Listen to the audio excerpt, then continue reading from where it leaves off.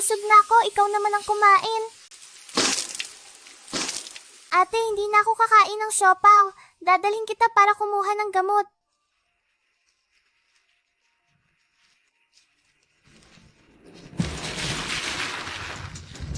Sir, tungkol po sa pag-ampon ng bata, nagsimula na po ang paghahanap ng mga kandidato sa iba't ibang ampunan po. Ate, ang lakas ng ulan. Hintayin mo ako. Kukuha lang ako ng gamot.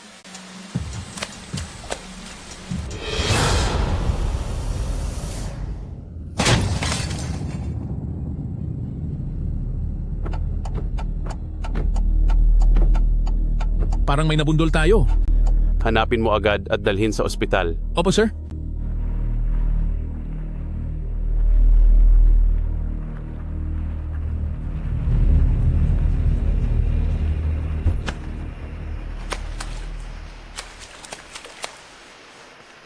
Ate, may pag-asa ka na. May nakabangga sa akin kanina at dadalhin daw nila ako sa ospital. Ikaw na ang pumalit sa akin. Hindi, ayoko. Pagkakataon mo na iyan. Ate, kailangan ikaw ang sumama. Ayokong mawala ka. Nasaan ang bata? Nasaan siya? Ang laruang kabayo na lang ang sasama kay ate para sa akin. Tulong! Saklolo!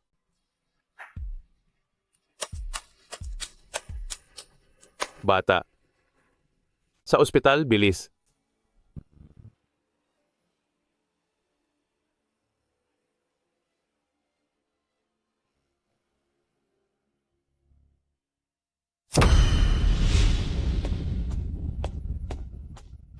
Sir, nalaman na po natin, ang pangalan ng bata ay Jiang Yan, isang siyang ulila, na namumuhay sa pangangalakal ng basura sa paligid. Isang ulila? Ang aksidenteng pagbangga sa kanya ay pambayad sala at bahagi na rin ng tadhana. Assistant Zhang, para sa magiging tagapagmana, siya na ang piliin mo. Opo, sir. Big Brother, nandito na ang pera natin. Ihinto mo ang sasakyan. Tulong! Pagbati po sa iyong paggaling at paglabas sa ospital, Binibini. Bibilhan ko rin ang kapatid ko sa susunod ng ganito kagandang cake. Binibini, ito po ang inihandang regalo ng inyong ama para sa inyo. Ibibigay ko ang lahat ng mga regalong ito sa kapatid ko. Mahilig kumanta at sumayaw ang kapatid ko. Siguradong magiging masaya siya pagpunta rito sa Pamilya Joe. Sabi ng huwag kang tumakas? Tumakas ka pa. Pasensya na po, Binibini, nang dumating po kami. Ang kapatid niyo po ay nawawala na.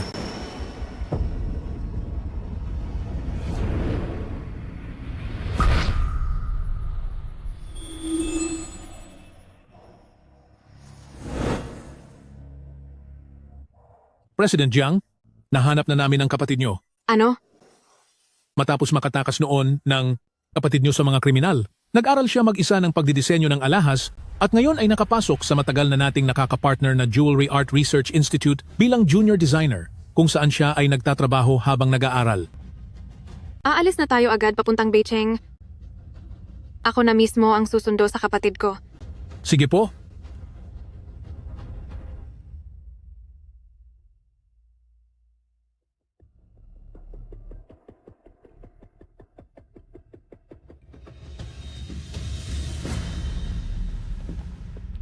Hello. Hello. Sabi ko na nga ba, kaya pala may amoy mahirap dito eh. Andito pala ang ating Poor Special Scholarship Designer, na si Jiang Yue. Tingnan mo nga yung dumi sa katawan mo. Bumabaho pati ang hangin. Halika, paliliguan ka namin.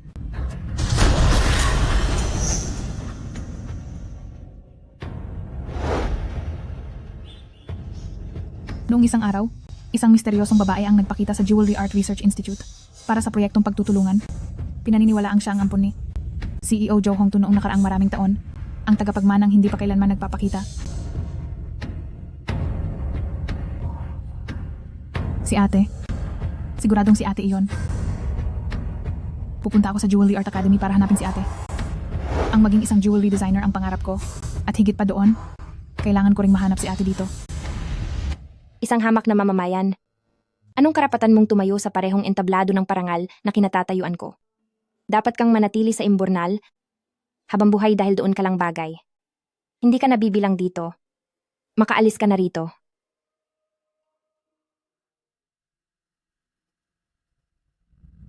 Hindi ako aalis.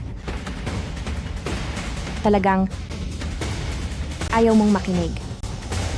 Hanggang hindi ka napaparusahan, ano? Magandang araw po, President Jiang.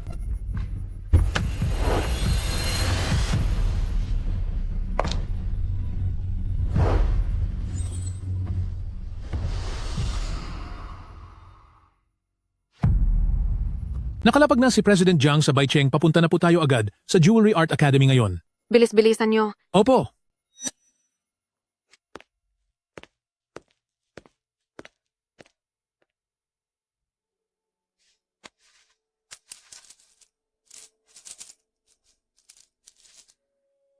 Ate, kailan mo ba ako pupuntahan? Sana ay ligtas at maayos ka. Maghintay ka hanggang sa puntahan ka ni ate. Para hindi na nila ako magawang api-apihin dahil sa pagiging ulila ko.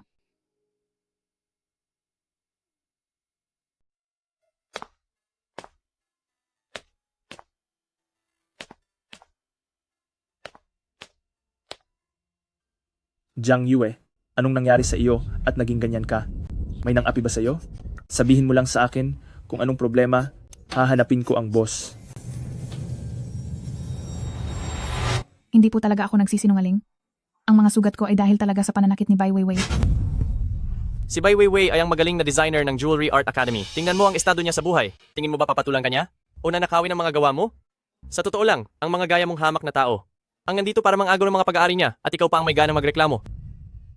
Boss, bakit niyo po ito nasasabi? Hayaan mo na. Nadapa lang talaga ako. Hayaan mong tulungan na kita.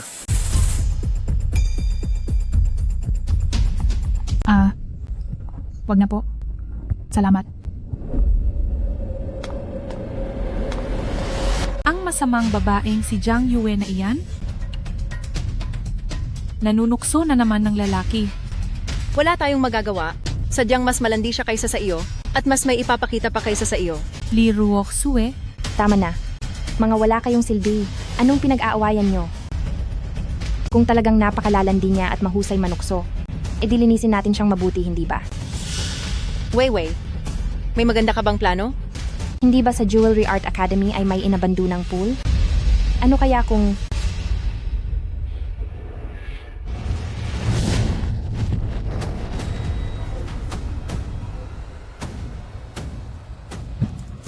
Ate, tulungan niyo po ako.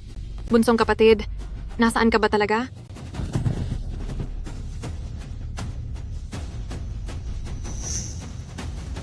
Bunsong kapatid, hahanapin talaga kita.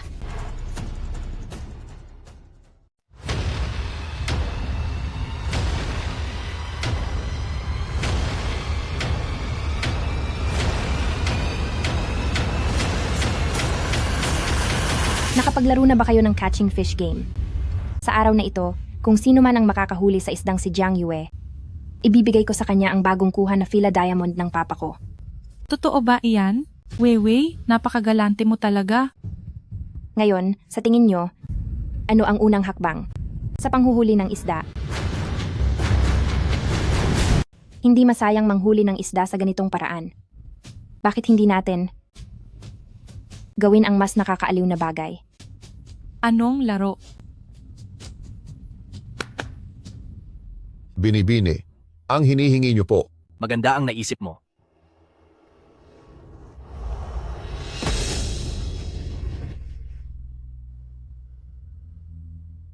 Weiwei, ikaw talaga ang mahusay maglaro. Tingnan mo kung paano siya natakot. Tingnan niyo ako. Tatapusin niyo ba siya? Weiwei. Baka wala na siya. Huwag kang mataranta. Anong kinatatakutan mo? Linhao, kunin mo siya at hanguin pataas.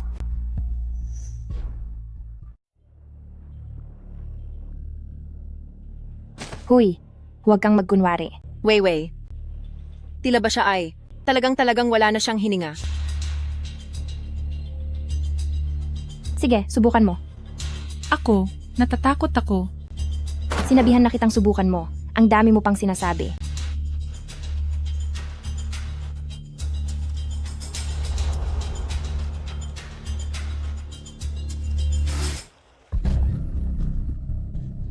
Siya?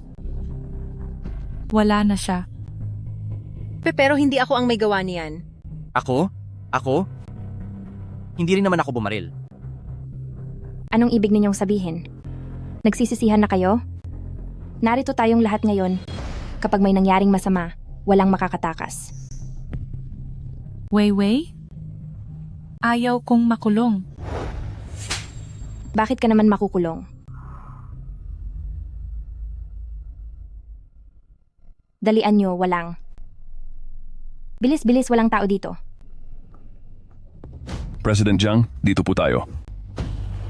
Sa seremonya ng parangal na ito, na maimbitahan kayo, ay isang malaking karangalan para sa amin.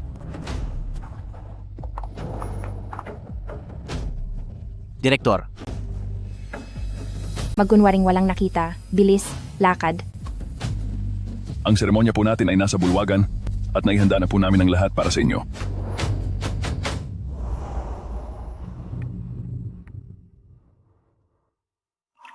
Sandali lang.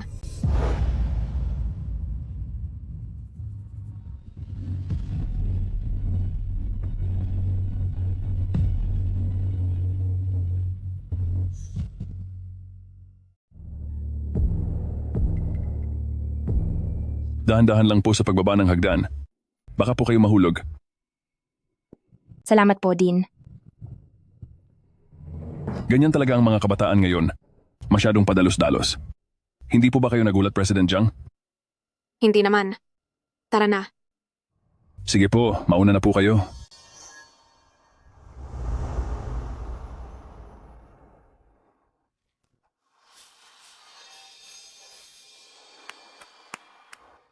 Weiwei. Sa pagkakataong ito, siguro naman wala nang magiging problema, di ba? Walang pumupunta sa likod ng bundok. Kaya walang makakaalam nito. Isang ulila lang ang nawala. Sino namang may pakialam? Pero, ang isang tao ay bigla na lang naglaho. Unggas. Walang anumang nangyari. Naintindihan mo ba? Naintindihan ko po. Mamaya nagaganapin ang awarding ceremony para sa Meihua Jewelry Competition. Huwag kayong magpahalata na kinakabahan. Naibigay na ng papa ko sa akin ang grand prize na dapat ay para kay Jiang Yue. At ang mag-aabot ng parangal ngayon ay ang tagapagmana ng SK Group. Kapag nakuha ko ang pabor ng SK Group, baliwala kahit mawala pa si Jiang Yue. Kahit 10 pa silang mawala, kaya kong ayusin ang lahat. Huwag kayong matakot.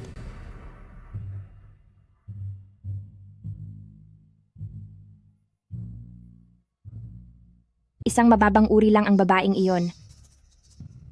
Anong laban niya sa akin?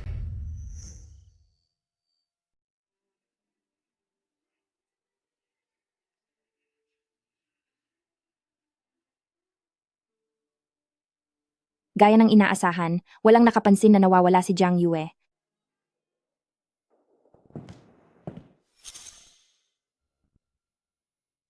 Ru Oksu?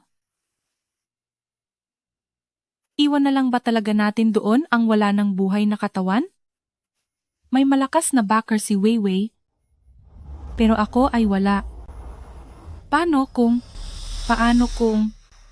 ano?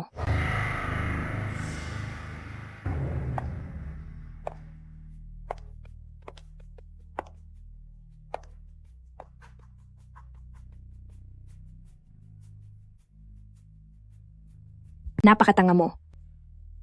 Ang bibig na iyan, mas mabuti kung hindi na lang magsasalita.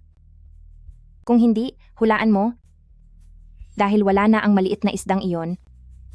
Sa susunod, sino naman kaya ang susunod na mawawala? Bunsong kapatid.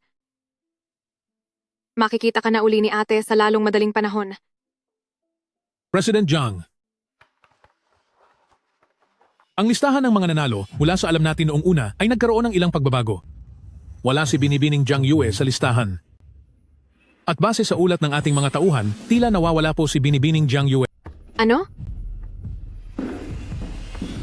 Hindi na siya attend sa awarding ceremony? Hanapin siya agad. Gusto kong makita kung sino ang nangahas na galawin ng bunsong kapatid ko. Jiang Yue, Miss Jiang Yue, bunsong kapatid. Miss Jiang Yue, Bunsong kapatid. Jiang Yue, Miss Jiang Yue. Jiang Yue. At ngayon, inaanyayahan po namin ang tagapagmana ng SK Group upang ibigay sa nanalo ng unang pwesto kay Miss Bai Weiwei ang parangal.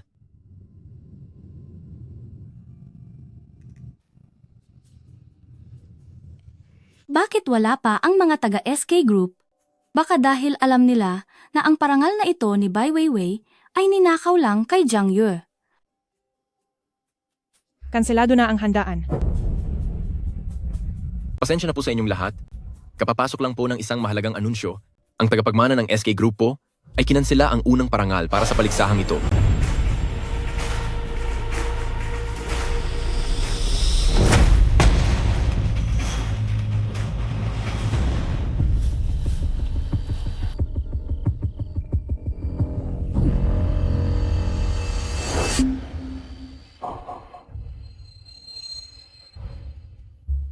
Bunsong kapatid. President Jiang, Bilis! Tumawag kayo sa 911.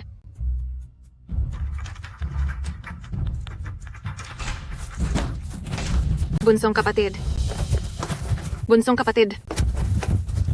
Bunsong kapatid. Bunsong kapatid. Bunsong kapatid. Bunsong kapatid.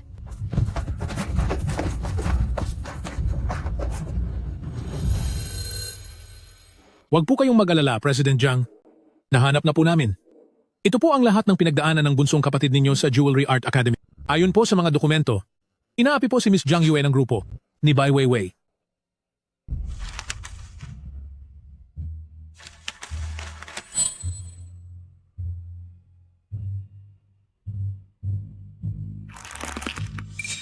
Ang mga taong ito, dapat silang lahat ay parusahan.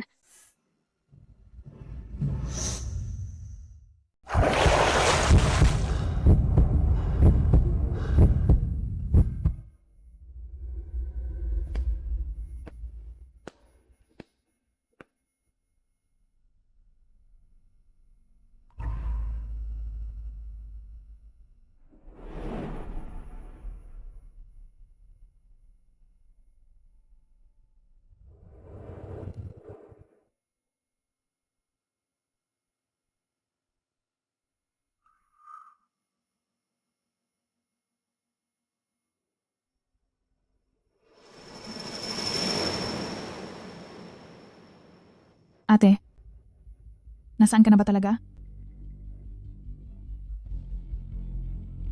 Lagi na lang nila akong pinagmamayabang at inaapi. Bilisan mo, iligtas mo po ako. Bunsong kapatid, huwag kang mag-alala. Sisiguruhin ni ate na matutulungan kanya at paparusahan ang lahat ng mga masasamang taong iyan.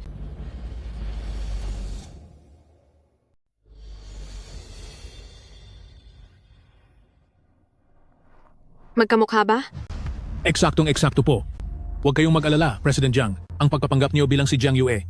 Para makapasok sa Jewelry Art Academy, ay ayos na po ang lahat ng papeles. Walang sinuman mula sa taas ang maglalabas ng impormasyon. Mabuti. Lakas ng loob nilang apihin ang kapatid ko.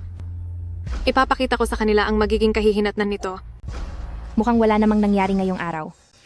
Sabi ko naman sa inyo, walang papansin sa basura na yon. Weiwei, nanaginip ako kagabi. Nagpakita raw siya sa akin. Ano sa tingin mo? Makakatanggap kaya tayo ng ganti? Mukhang nakakalimutan mo na ang mga sinabi ko sa iyo. Ang mga bagay na wala na ay hindi na muling babalik. Weiwei. Tamang-tama na kailangan natin ng bagong laruan ngayon? Ano kaya kung si Mengmeng na lang? Tingnan mo ang itsura niyang walang silbi. Hindi nakakatuwang paglaruan. Bakit hindi? Ipaubaya na lang natin sa tadhana. Ang susunod na papasok sa pintong ito, ang siyang magiging bago nating laruan. Maglalaro tayo ng bago. Sige ba? Aking kapatid, 10 taon na ang nakakalipas. Ibinigay mo sa akin ang masayang buhay mo. Pagkatapos ng 10 taon, ako naman ang magpapabayad para sa iyo. At ngayon, magsisimula na ang laro. Ikaw naman ang susunod.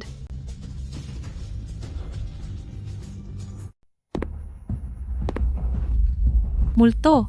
May multo. Paanong nangyari ito?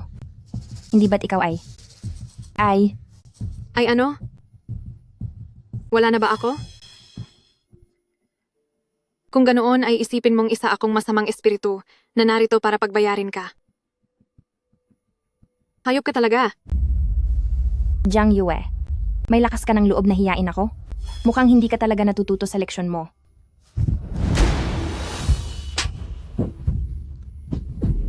Saklolo, Lin Hao, wala ka na bang silbi?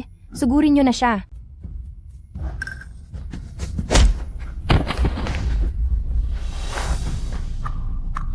Tulong.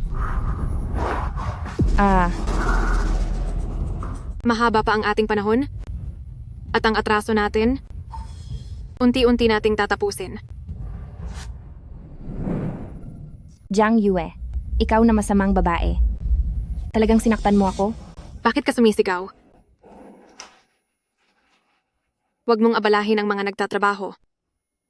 Wala ba kayong nakikita? Turuan niyo na siya ng leksyon. Bai Weiwei, alam kong may kapangyarihan ang pamilya mo, pero ang pagpapakitang gilas sa tulong ng iba, hindi ganyan ginagawa. Ikaw. Lin Hao, Liu Meng, sugurin niyo siya. Ano pang hinihintay niyo? Hahayaan na lang ba natin ang babaeng ito? Nasaktan tayo ng ganoon lang? Tama na yan, Weiwei. Pagkatapos ng nangyari kahapon, kahit sino ay siguradong magagalit. Huwag na nating ipahamak ang ating sarili. Jiang Yue, Maghintay ka lang. pagbabayarin kita sa takdang panahon. Huwag kang mag-alala. Maghihintay ako. Sa sandaling bumagsak ka sa putikan, ay mas lalo pa kitang tatapakan. Makinig muna ang lahat. Pagkalipas ng 2 araw, ang sikat na jewelry design master na si Isha ay inanyayahang pumunta sa Jewelry Art Academy para magkaroon ng isang sharing session. Sa oras na iyon, ang pinakamataas na karangalan sa jewelry design, ang Tiangong Award, ay mismong si Isha ang pipili ng mga gawa at magbibigay ng parangal. Sigurado ako na lahat ng mga designer na may karapatang sumali sa sharing session ay nakatanggap na dapat ng invitation letter. Invitation letter? Sa mga nakatanggap ng invitation, pakihanda na ang inyong mga disenyo at dumating sa tamang oras. Direktor, bakit po wala akong invitation letter? Tingnan mo nga naman. Mahalaga sa tao ang marunong makaramdam sa sariling katayuan. Sa ganitong klase ng okasyon, ang tulad mong galing sa hirap ay hindi bagay na sumali. Pero kung gusto mo talaga, basta handa kang magbigay ng kaunti, ako na bilang direktor mo ang gagawa ng paraan para sa'yo. Tama po si Direktor. Si Master Isha ay hindi basta-bastang nagpapakita sa publiko. Ang mga ganitong sharing session, sa tingin ko, ay hindi para sa mga taong mabababa ang antas, para lang makasali. At saka, sa session na iyon, iti-display din ang mga gawa namin. Sa antas naming mga profesional, kahit mga sample pa lang iyon, totoong mga hiyas ang gamit namin. Sa isang mahirap na tulad mo, baka hindi mo mapigilan ang sarili mo na. Magnakaw. Oh, nakikita mo ba? Masunurin at marunong umintindi ang lahat. Ikaw, Jiang Yan, dapat kang matuto sa kanila. Sandali lang. Sandali. Isa ka talagang mapagkunwari at bastos na direktor. Sa pagkakaalam ko, ang pagtitipon ni Master Isha ay walang hinihinging anumang kinakailangan para makadalo. Bakit mo ako pinipigilang pumasok? Dahil ba mahirap ako? Anong pinagsasabi mo? Jiang Yue? Huwag kang pilit na pumasok dahil lang sa wala kang imbitasyon at huwag kang gumawa ng gulo rito. Direktor, hindi ako nagsisinungaling. Sa matagal na panahon, hinayaan mong apihin ng mga mayayamang anak, ang mga mahihirap at batang disenyo. Napakarami na ang nawalan ng pag-asa dahil sa inyo. Habang ikaw, dahil tinutulungan mo ang mga sinasabing mayayaman, sa kanilang mga dumi, ay paulit-ulit kang napopromote. Hindi ba? Kalokohan. Ang lakas ng loob mong siraan ang nakatataas? Masyado ka nang lumalampas sa linya. Isang taong walang puso. Hayop ang nagpapatakbo rito. Sa tingin ko ay ikaw ang lumampas sa linya. Ikaw! Tatawagan ko si Dean para tanggalin ka. Hello, Dean? Sa tingin ko ay nababaliw na siya. Siguradong matatanggal na siya sa trabaho. Ang mga dagang galing sa kanal, maghanda na dahil tapos na ang laro. Huwag kang mag-alala. Darating na agad si Dean. Maghanda ka nang mawala sa industriyang ito. Direktor? Huwag kang magsalita ng masyadong maaga. Anong nangyayari dito? Direktor, siya po ang sinasabi ko sa inyo na designer. Dito sa ating opisina, hindi natin matatanggap ang taong katulad niya. Tama po iyon. Nanakit pa siya ng tao sa harap ng marami. Para sa isang walang galang na tulad niya, hindi siya nararapat manatili rito sa pinakasikat at nangungunang Jewelry Design Institute sa buong bansa.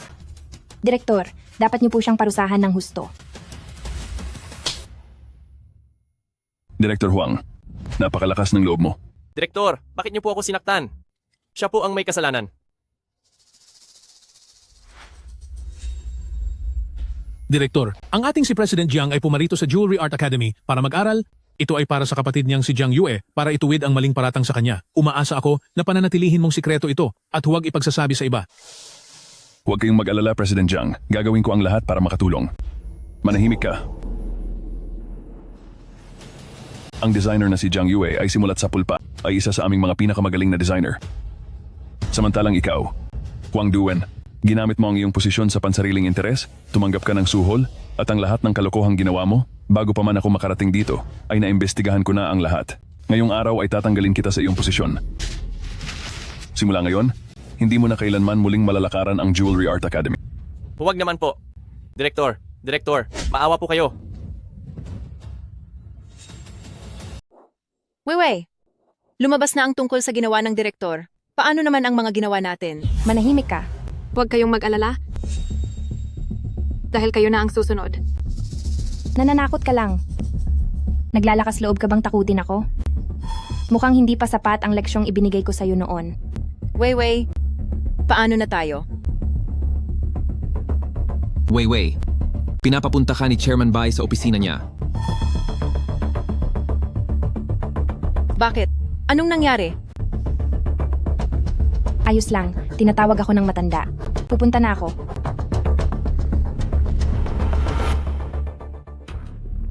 Pa.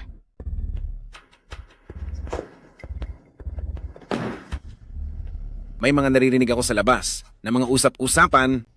Sabi nila ay nang aapi ka ng mga kasamahan mo at nagnanakaw pa raw ng mga disenyo. Totoo ba ang lahat ng ito? Hindi po totoo iyon pa. Sadyang naiinggit lang sila sa akin. Dahil mayroon akong napakabuting ama, kaya gumagawa sila ng kwento. Wala kang silbi. Sinabi ko na sa iyo, dapat ay maging malinis ka sa iyong mga ginagawa upang hindi mapahiya ang pamilyang Bai.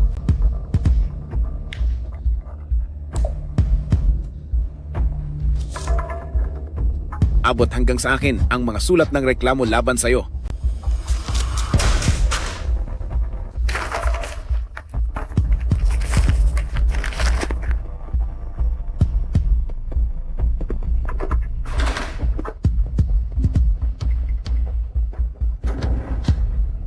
Papa?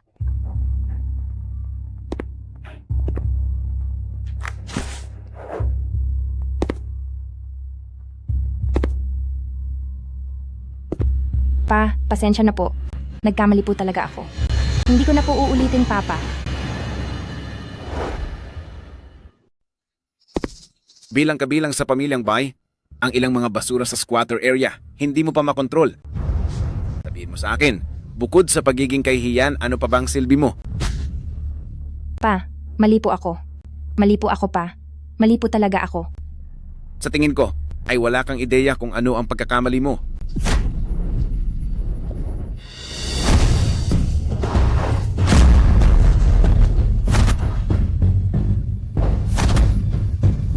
Pa,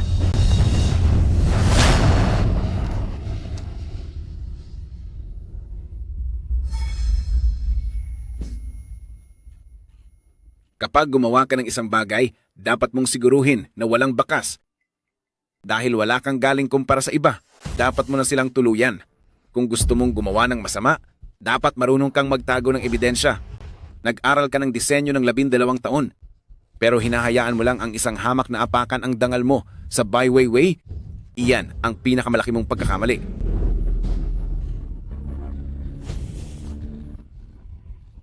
Ang sharing session sa loob ng 2 araw ay ang huli mong pagkakataon.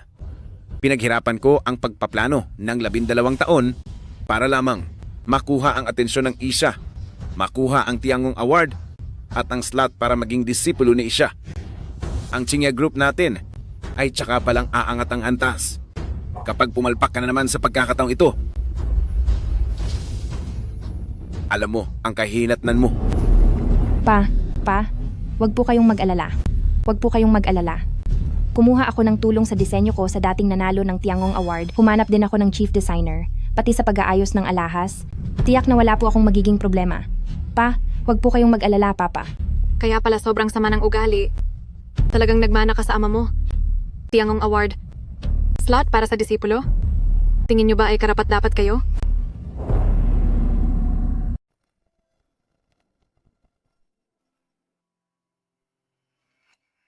Miss Yi. Dito ka muna maghintay ha. Maglilibot-libot muna ako. Opo.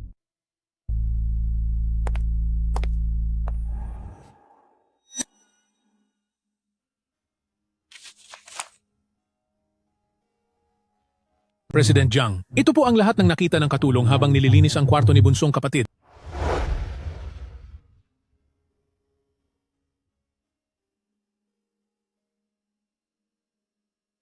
Kumusta po, Guro Isha? Ako si Jiang Yue.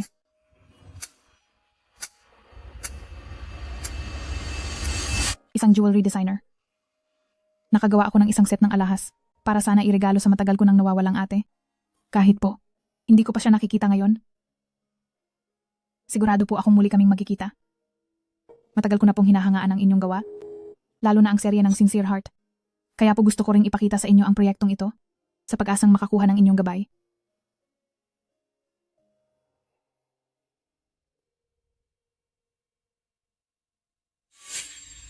Bunsong kapatid, huwag kang mag-alala.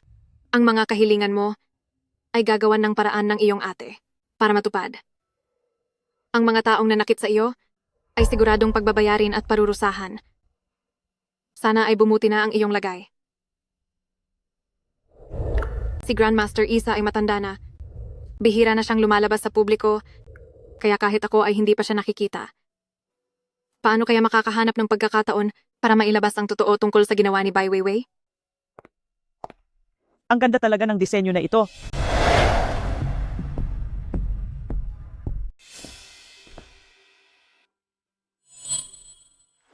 Napakaganda ng disenyo na ito. Ang sketch ng alahas na ito ay perpektong pinagsama ang tradisyonal at modernong kagandahan. Ikaw ba ang gumuhit nito, batang babae? Gawa po ito ng kapatid ko. Lola, may alam din po ba kayo sa disenyo ng alahas? May kaunting alam ako. Batang babae, ang iyong artbook, maaari ko bang hiramin at tingnan?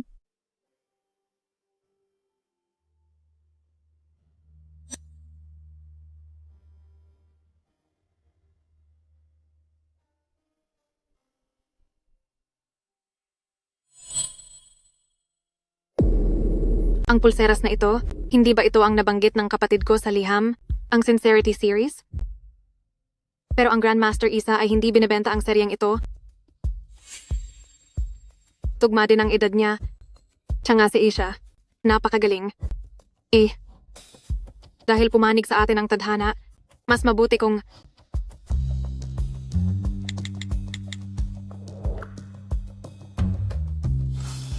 Jiang Yue, ang masamang babaeng ito, naglakas loob siyang mag-tech para hamunin ako.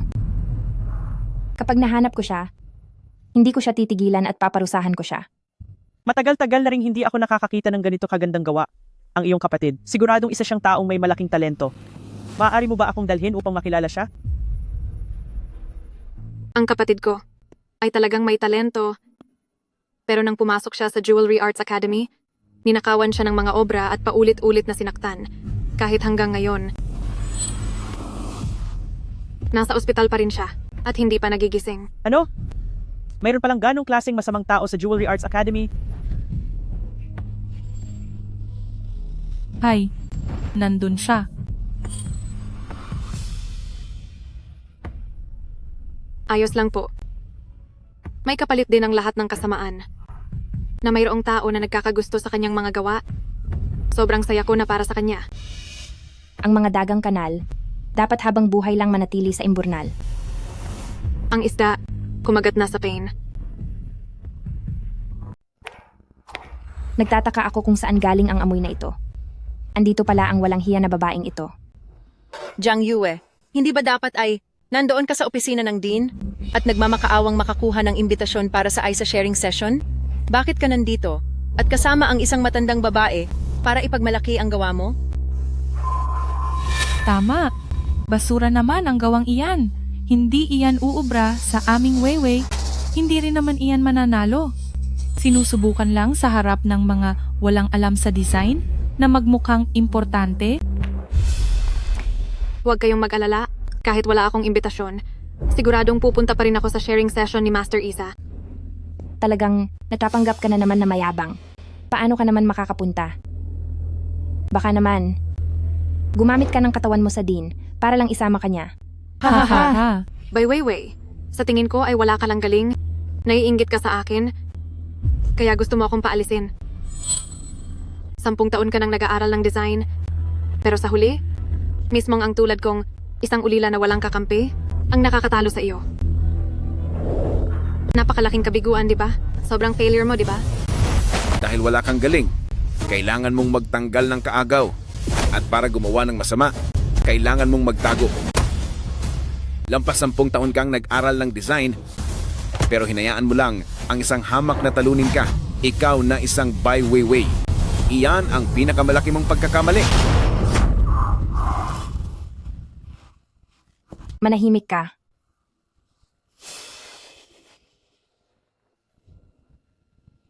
Jiang Yue, bakit ang yabang mo? Isang taong walang pera at kapangyarihan, isang ulila. Bukod sa paggawa ng design, may iba ka pa bang alam gawin? Tuwing pagkakataon naman ay parati kitang nasasapawan at ninanakawan ng award. Wala namang ibang tao dito. Kaya sasabihin ko na sa iyo, kahit hindi ko nakawin ang mga design mo, laging may ibang tao na naghahanda ng isasali ko. Sino ka ba sa akala mo? Ang lakas ng loob mong talunin ako. Anong tinatawa-tawa mo?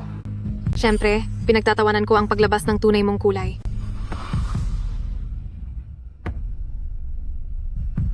By Weiwei, hulaan mo kung sino ba ang nasa harap mo ngayon? Hulaan mo kung sino ang nasa harap mo?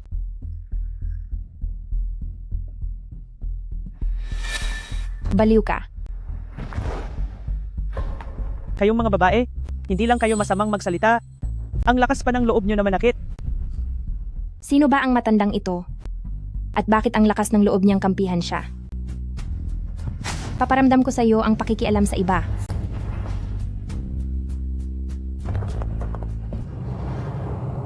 Bai Weiwei, nawawala ka na ba sa sarili? Walang kasalanan ang lola sa iyo. Isa lang siyang matanda. Hindi siya gaya ni Isha na isang tanyag na tao. Kahit saktan ko pa siya, ano naman ang magagawa niyo? Huwag mong sabihing hindi kita binalaan kapag nakita kitang pumunta sa sharing session ni Isha. Kung natapos na kita noon, kaya kitang tapusin ulit sa ikalawang pagkakataon. Napakawalang hiya mong bata ka. Magnanakaw ng likha, walang delikadesa, na unang manakit at ginagamit pa itong pananakot. Humingi ka ng tawad sa akin na yun din at baka maaari pa kitang pagbigyan sa pagkakataong ito. Kung hindi, ano? Isang matandang mahina na. Dapat ay mawala ka na. Napakasakit mo sa mata. Totoo yan. Sino kayo? Anong gagawin nyo? Ngayon ay natatakot ka na? Sila ba ang tinawag mo? Humingi ka ng tawad sa Lola. Humingi ka ng tawad kay Lola. Nakakatawa. Nakahanap ka lang ng ilang extra para magpanggap na bodyguard. Akala mo ba ay mauutusan mo na ako?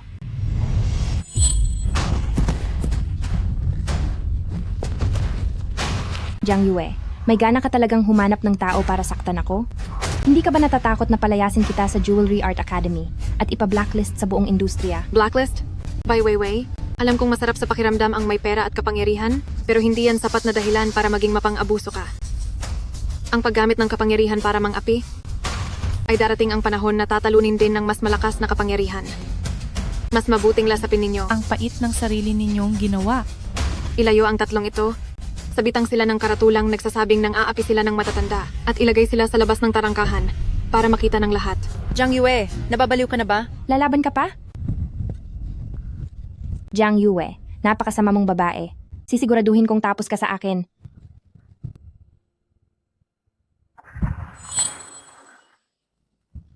Lola, ayos lang po ba kayo?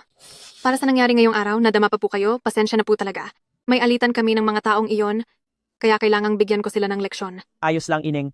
Kahit matanda na ako, sa mga ganitong bagay, naiintindihan ko pa naman ang nangyayari.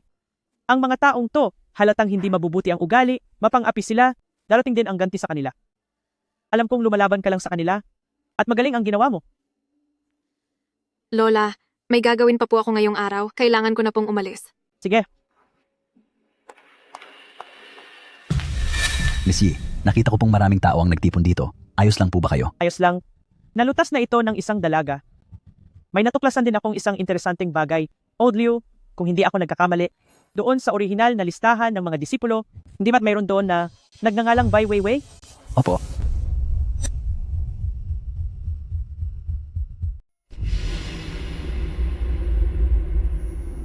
Pa, ipinapangako ko po na hindi na ito mauulit. Papa, patawarin niyo po ako.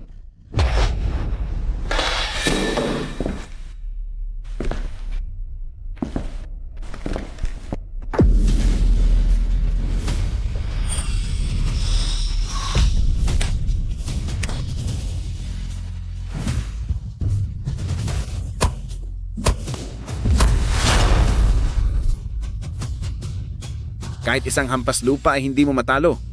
Pagkatapos sa harapan ng maraming tao, ay napaluhod ka sa sahig at napilitang humingi ng paumanhin.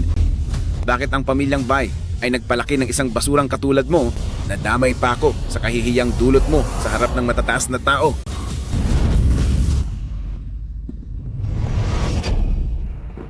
Papa, hindi ko po talaga alam kung bakit sa panig ni Jiang Yue ay ang daming tao roon. Hindi ko po talaga alam. Isang ulilang babae na mahirap sa buong buhay niya, biglang naging mayaman at makapangyarihan? Walang duda na kumapit lang siya sa isang mayamang lalaki. Ang mga ganitong klaseng masamang babae, kapag nabisto ang tunay na kulay, ay tiyak na kakamuhian ng lahat.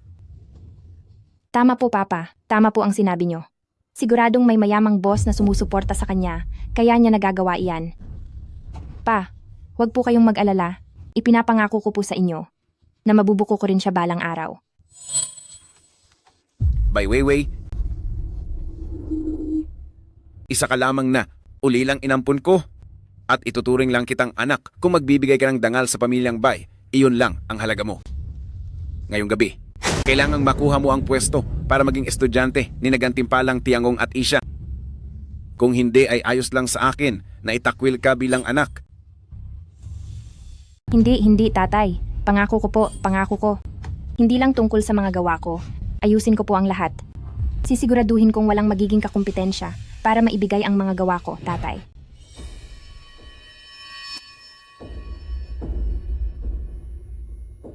Bai Weiwei, nagtataka lang ako.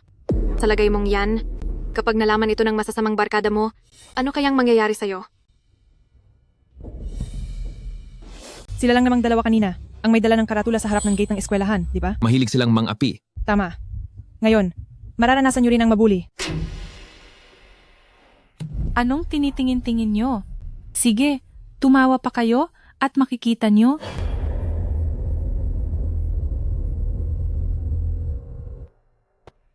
Mabuti pa si Bai Weiwei. Tinawag ni Chairman Bai. Kaya nakaligtas siya. Iniwan tayong dalawa rito. Siyempre, wala ka kasing tatay na gaya ng sa kanya.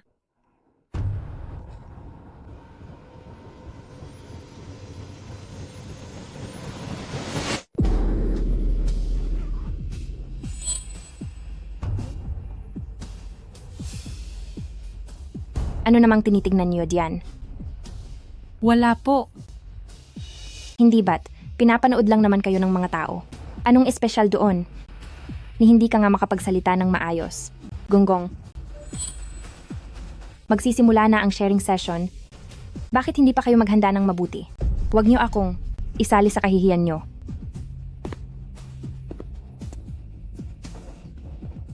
Hindi ko naman gustong magkaroon ng tatay na katulad niyon. Tignan mo siya. Akalain mong akala mo kung sinong paboritong senyorita. Hindi ko inaasahan. Mukha pala siyang asong nagmamakaawa. Hinaan mo ang boses mo. Paano kung maging estudyante siya ni Isha at anak pa rin siya ng pamilyang Bai? Baka kailanganin pa rin nating kumapit sa kanya?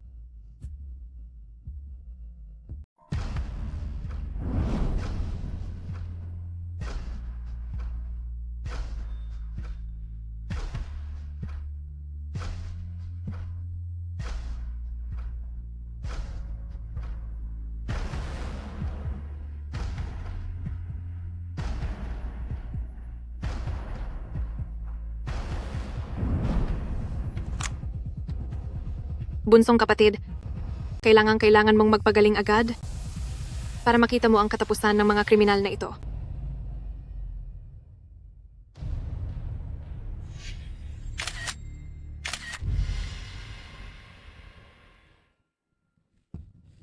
Weiwei, ang bait mo talaga. Kung hindi dahil sa iyo, hindi ako magkakaroon ng karapatang sumali sa palitang kuro na ito. Kasalanan ito ni Jiang Yu. Noong tinalo kanya dati, siguradong siya iyon. Gaga. Sino ang nagbigay sa iyo ng pahintulot? Nabanggitin ng babaeng iyon. Isang mapanirang at hamak na tao. Wala siyang karapatan na maikumpara sa akin. Napakawalang modo. Dapat kang manahimik. Tingnan mo kung ano ang ginawa mo. Opo, tama po kayo, Weiwei. Ang walang hiyang si Jiang Yue, hindi kailanman mapapantay sa'yo. Siguradong, nandoon lang siya, sa kung saan sang maruming lugar. Bakit narito si Jiang Yue?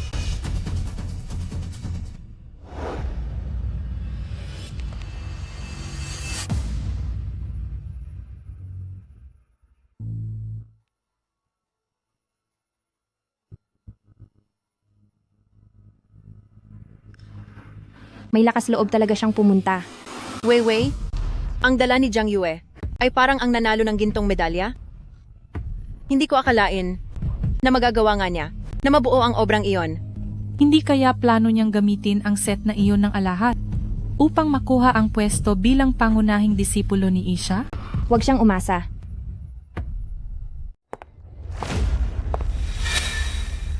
Bruha ka. Bagay ka ba rito? Isang hamak na mahirap. Pumunta ka pa rito.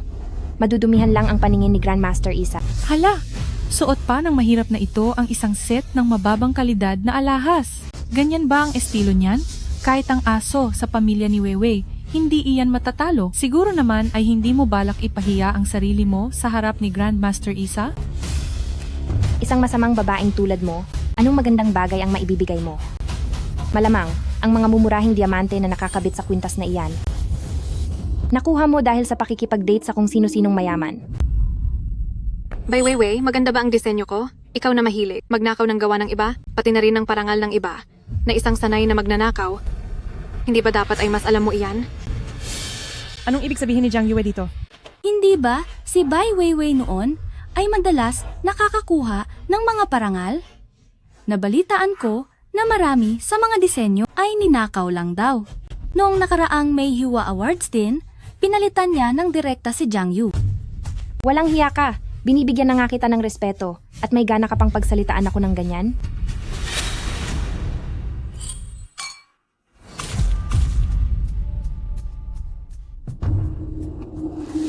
Heto ang inumin mo.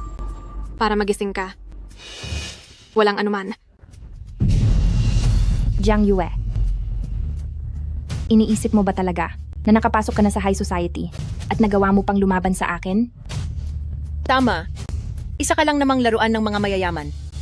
Iniisip mo ba na dahil nakapasok ka sa event na ito, ay importante ka na? Tignan mo nga muna kung sino ka. Napakahirap mo tignan. Kung hindi ko lang gustong makita kung ano ang mangyayari sa inyong lahat mamaya. Matagal ko na kayong 3 peste pinalayas. Gusto mo pa kaming palayasin? Hindi mo ba tinitingnan kung sino ka sa harap namin?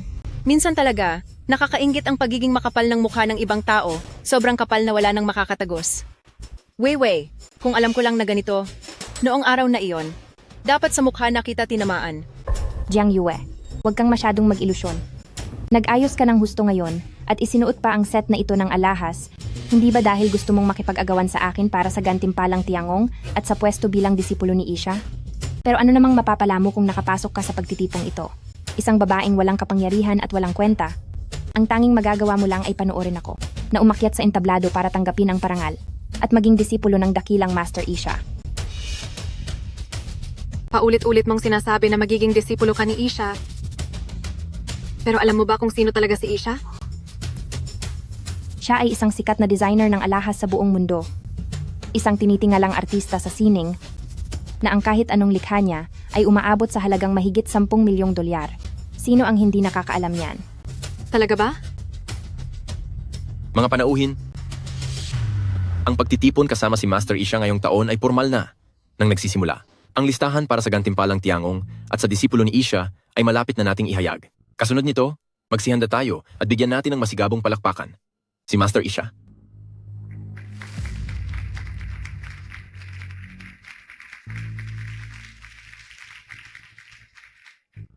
Jiang Yue, malapit ka ng matalo. Kapag nakuha ko na ang gantimpalang Tiangong at ang pwesto bilang disipulo, hindi mo na kailanman mayayanhig ang katayuan ko. Mukhang pinupunsya mo ako. Dahil alam mong hindi mo kayang tapatan ang galing ko. Huwag kang masyadong matuwa. Kriminal.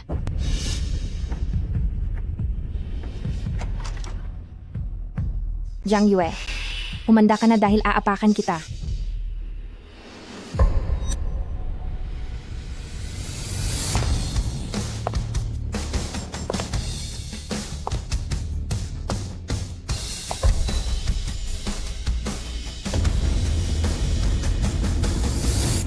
Masyado kang mapanghimasok.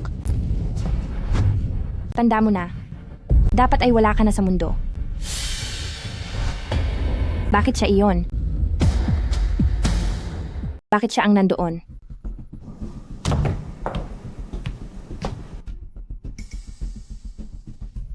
Siya ba talaga ang master na si Isha? Mas magaling pa siya kaysa sa mga naririnig ko. Si Master Isha nitong mga nakaraang taon ay palaging nasa ibang bansa at madalang lang dumalo sa mga ganitong event.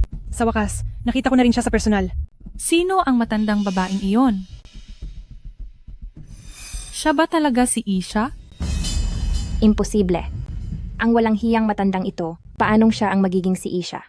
Bai Weiwei, matuto kang gumalang. Alam ko na, pinagtatanggol mo siya dahil magkakampi kayong lahat at sadyang gumagawa ng gulo para lang sirain ang sharing session na ito. Minsan talaga ay hindi ko alam kung talagang tanga ka o nagtatanga-tangahan lang. Imposible. Sabi ng tatay ko, Amerikano si Isha, kaya paanong magiging ganito ang hitsura niya? Bakit? Hindi ba nasabi ng tatay mo? Nakalahati ng dugo ko ay taga-grade siya? Kaya halos kamukha ko ang mga taga-grade siya?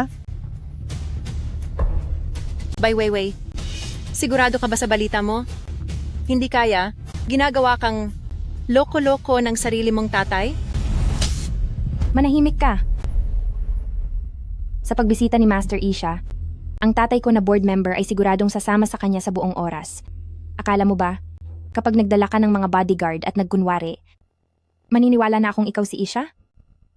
Bai Weiwei, dahil ganito na ang sitwasyon, pinapayuhan kitang magpakumbaba at umayos ka. Ikaw dapat ang makaunawa sa sitwasyon. Mga tauhan, Ilabas niyo si Jiang Yue at ang baliw na matandang ito mula sa hall. Tingnan natin kung sinong mga has. Kung ayaw niyong gumalaw, ako mismo ang gagawa nito.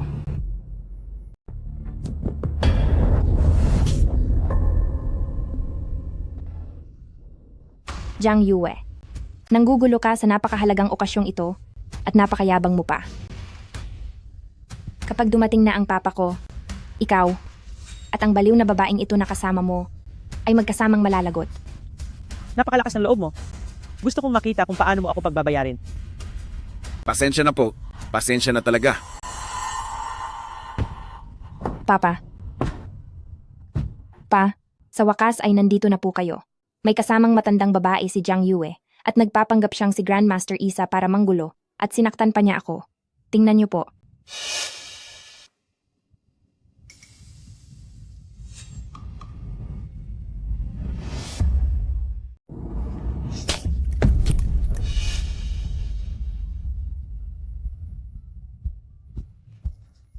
Grandmaster Isa, paumanhin po. May kailangan lang akong asikasuhin kanina, kaya hindi ko kayo nasamahan dito. Siya nga ba talaga si Isha? Bakit ka nakatulala riyan? Humingi ka na ng tawad. Grandmaster Isa, pasensya na po, pasensya na talaga. Nagkamali lang po ako, kaya nagkaroon ng ganitong gulo. Hindi po talaga ako ganito.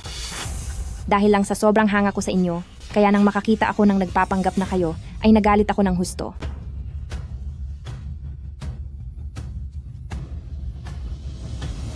Tama na. Kaunti lang ang oras ko. May lakad pa ako pagkatapos nito. Ituloy na natin ang programa. At ngayon, magpapatuloy na ang programa. Iaanunsyo na natin ang nanalo ng gantimpalang Tiangong at ang magiging disipulo ni Isha. Bakit ka ba kinakabahan? Pinapahalagahan ni Isha ang talent. Mabuti na lang at marami kang napanalo ng parangal.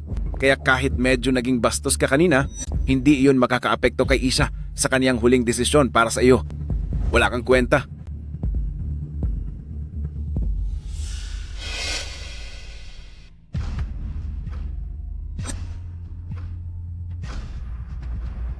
May punto ang tatay mo? Ngunit hindi ko alam kung paano naging sa iyo ang parangal na iyan. Dahil wala naman tayong ibang kasama rito, hindi ako natatakot na sabihin sa iyo. Kahit na hindi ko nakawin ang iyong gawa, ang mga isinali ko sa kompetisyon ay laging may ibang naghahanda para sa akin. Sino ka ba sa akala mo? At balak mo pang higitan ako? Noong huli, nagawa mo pa akong saktan. Ang nagwagi sa gantimpalang Tiangong ngayong gabi ay walang iba kundi si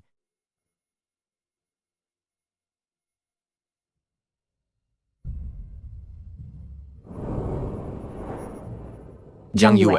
Jiang Yue. Ang pupwesto para sa maging disipulo ni Master Isha ay nakuha rin ni Jiang Yue. Batiin natin ang designer na si Jiang Yue.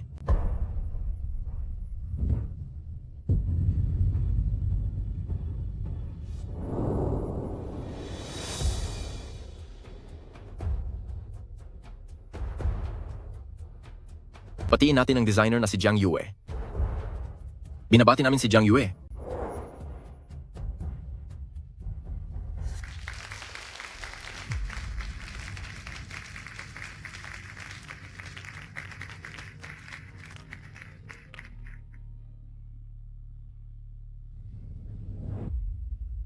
Ikaw, talo, ka na.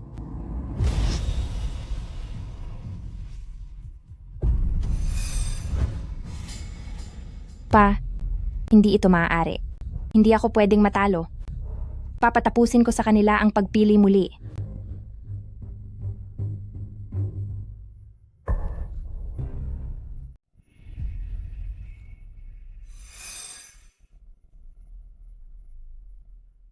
Hindi. Hindi yan maari. Ang gantimpalang Tiangong dapat ay para sa akin.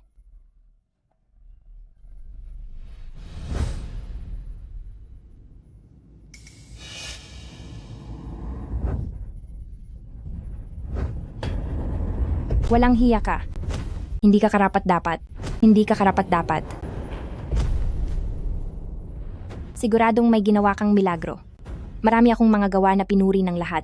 Imposibleng hindi mapunta sa akin ang gantimpalang Tiangong.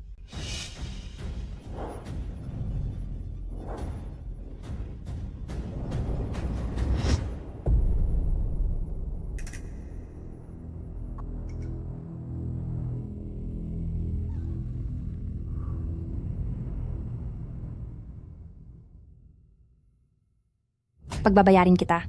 Pagbabayarin kita. Bai Weiwei, ano ang ipinagpuputok ng butsi mo? Isa ka lang namang magarang binalot na produkto ni Pamilyang Bai. Ang mga nanalong obra mo sa mga nagdaang taon, mayroon bang sarili mong disenyo? Kumpara sa mga kasamaang ginawa mo sa akin, kung masugatan ko man iyang mukha mo, ay wala lang iyon. Jiang Yue, ano po ang ibig sabihin nito? Ano pa nga bang ibig sabihin yan? Ang mga obra ni Bai Weiwei, lahat ay ninakaw lang. Ganoon pala iyon. Hindi. Hindi iyan totoo. Nagsisinungaling ka. Gusto mo ba talagang patunayan ko pa sa iyo? Sige, sige. Jiang Yue, bakit ka nagmamalaki? Isang ulilang babae na walang pera o kapangyarihan, bukod sa paggawa ng mga design, ano pa ba ang alam mong gawin? At lagi namang nananakaw ko iyon sa iyo. Kinuha Hindi pati ko ang atensyon akalain at mga na parangal. ganito kadumi ang paraan ni Bai Weiwei. Nakakasuka. Wala namang ibang tao rito. Ang mga ganitong bagay ay siya lang Ang may kayang gumawa. Sasabihin ko na rin sa iyo. Kahit hindi ko manakaw ang design mo, ang entries ko sa contest ay palaging may taong maghahanda para sa akin. Hindi ako ganoon, at ang lakas ng loob mong ungusan ako. Ito ay plano ni Jiang Yue. Ginagawa niya lang ito para nakawin ang pwesto ko bilang estudyante ni Isha. Mismo mong sinabi iyan. At nandoon ako nung sinabi mo iyon. Grandmaster Isa, hindi po ganoon iyon. Niloko niya lang ako para sabihin iyon.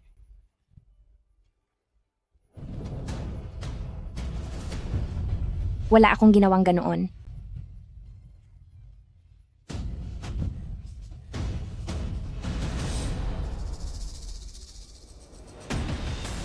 Tutuluyan kita. Pagsisisihan mo ang lahat ng ito. Tama na yan.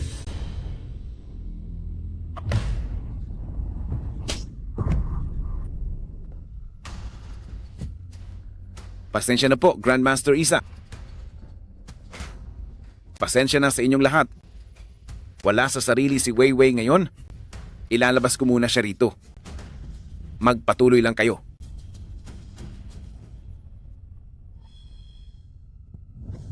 Tara na.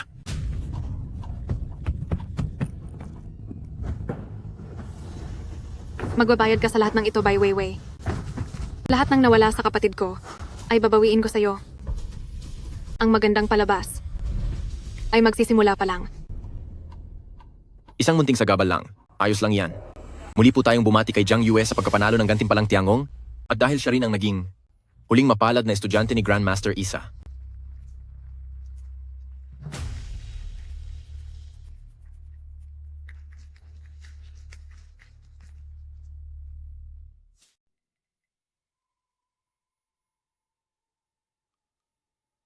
Pa?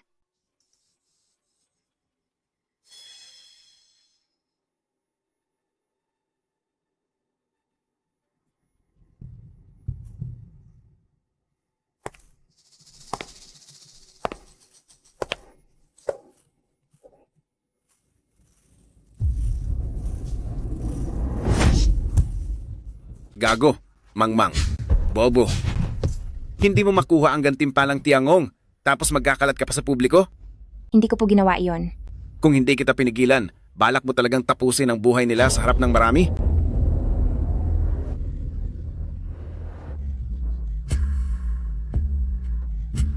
Pa, pasensya na po. Nagkamali talaga ako, pa. Talagang nagkamali ako.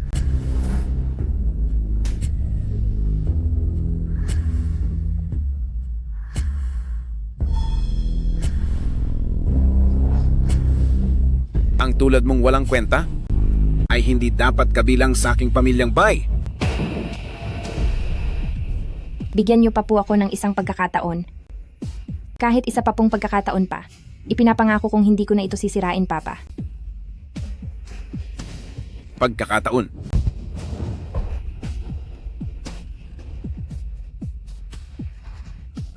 Binigyan na kita ng maraming pagkakataon. Pero hindi mo deserve ang susunod pa.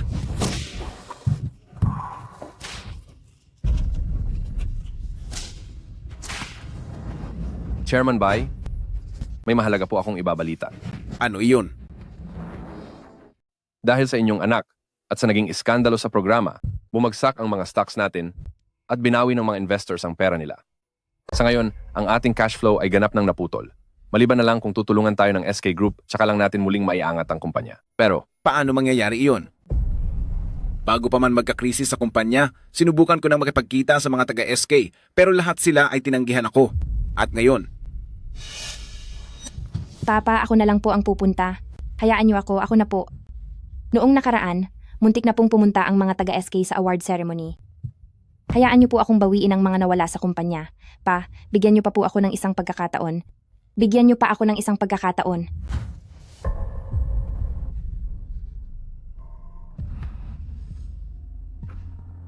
kung mabigo ka na naman sa pagkakataong ito, kailangan mo nang lumayo sa pamilyang Bai.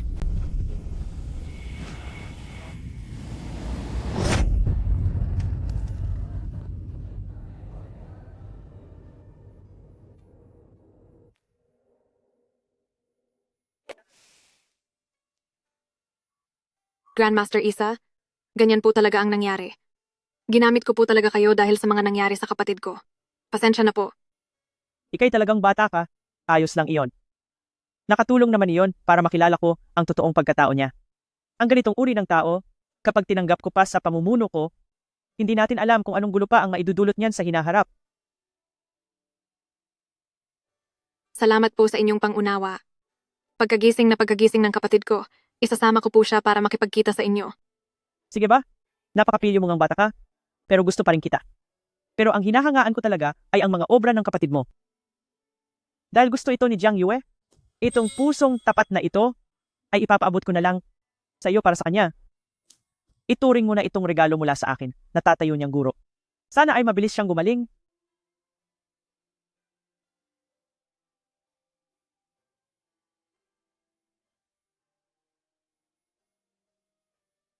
Ang ganda talaga. Siyempre naman. Tingnan nyo naman kung sino ang harap nyo.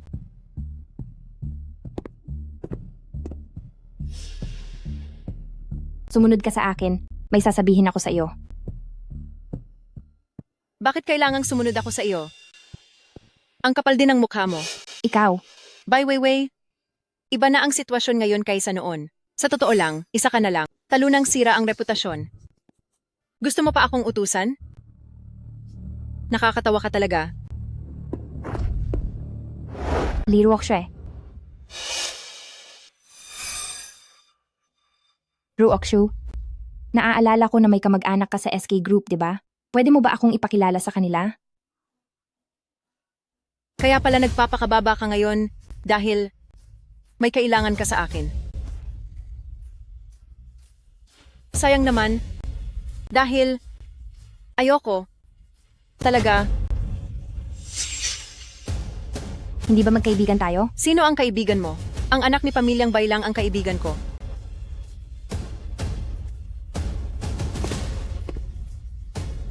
Dahil ito sa masamang babaeng si Jiang Yue, ginawa niya akong katatawanan. Pagbabayarin ko siya rito.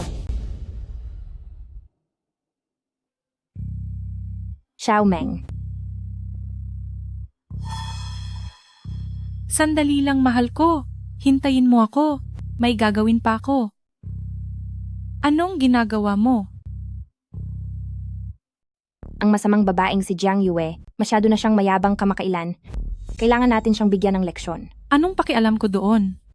Hindi naman niya nakuha ang award ko. Bai Weiwei, hindi mo na hawak ngayon ang atensyon ng lahat dito. Sino ba sa academy ang hindi nakakaalam na mahilig kang mandaya at mangopya? Para kang tuta na kahit saan-saan. Itinataboy ng sarili mong ama? Ikaw. Kapag bumagsak ka, iiwanan ka ng lahat. At saka, ang bagong boyfriend ko ay isang high-level official sa SK Group. Ang isang maliit na pamilyang Bai, kumpara sa SK Group, ay wala lang.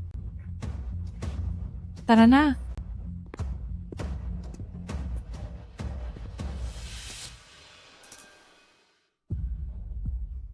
Hindi ba si Ate Wei ito? Bakit mo hinahayaang apihin ka ni Liu Meng? Mukhang mahirap na ang buhay mo ngayon, ha? Lin Hao. Hindi ba't interesado ka kay Jiang Yue? Hindi mo ba siya nakuha noong nasa pool kayo? Anong ibig mong sabihin? Mayroon akong hawak na gamit. Siguradong makukuha mo siya gamit ito.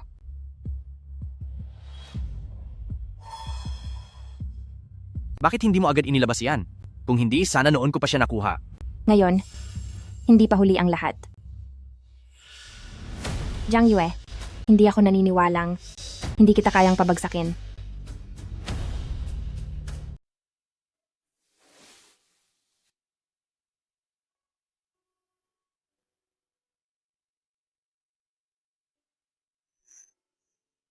Bunsong kapatid, ito ang pulseras na bigay sa iyo ni Master Isha. Hindi mo pa ba alam? Tinanggap ka na niya bilang kanyang mag-aaral. Dapat kang magising agad.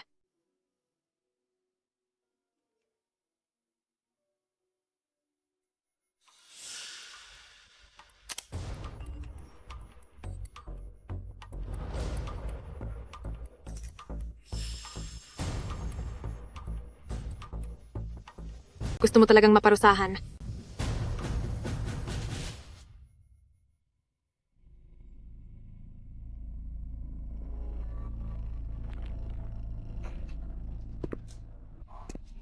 Bakit mo ako pinapunta dito sa ospital?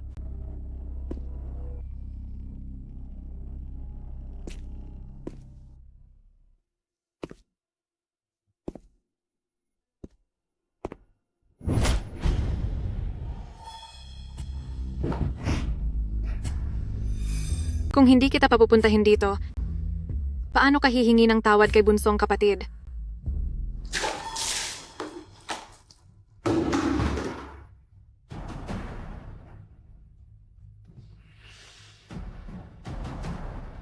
Bakit may dalawang Jiang Yue? Sino ka ba? Ako ang kapatid ni Jiang Yue. Si Jiang Yan. Hindi kita kilala.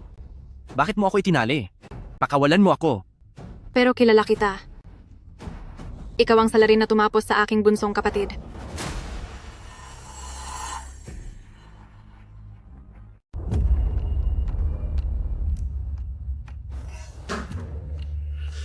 Ang parusahan ka ay dudungis lamang sa mga kamay ko.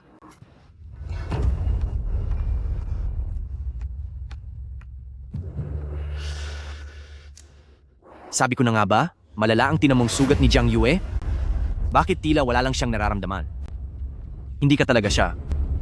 Ang hilig ni Young Master Lin ay talaga namang kakaiba. Bakit mo kinuha ang cellphone ko? Iligal ang panghihimasok sa privacy ng ibang tao? Alam mo ba iyon? Sa hilig mong kumuha ng litrato ng patago at ang pamimilit mo pa. Akala ko pa naman ay hindi alam ni Young Master Lin ang batas. Matagal ko nang nalamang may problema sa iyo. At ngayong sapat na ang ebidensya, ibibigay ko itong lahat sa pulisya. Sa tingin mo, ilang taon ka kayang makukulong? Ano ba talagang balak mong gawin? Babalaan kita? Ang tatay ko ang boss ng Dongshan Company? Kapag kinalaban mo ako, hindi magiging maganda ang kahihinatnan mo. Ang Dongshan Company ba? Pasensya ka na. Habang papunta ako rito ay binili ko na ang kumpanyang iyan.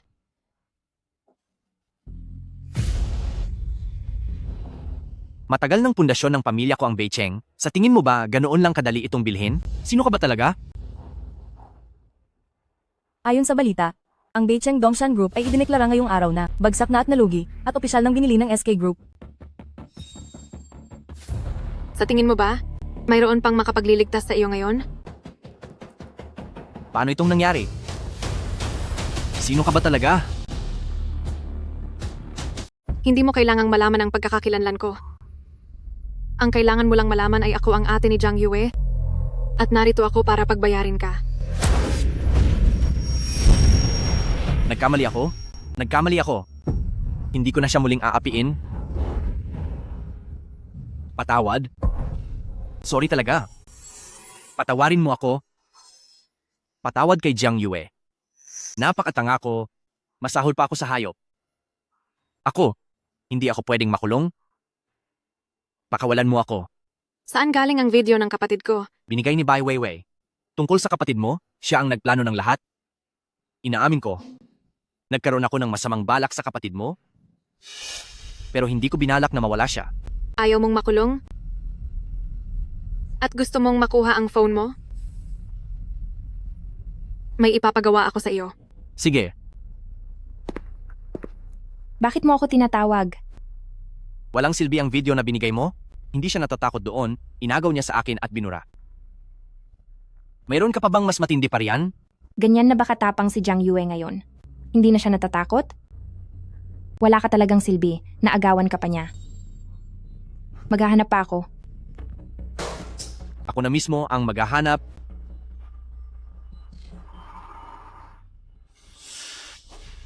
Matindi nga ito. May backup ka ba nito? Wala. Hindi ako kampante kapag maraming backup. Delikado para sa akin kapag kumalat ito. Mabuti naman. Sister Jiang, pasok na.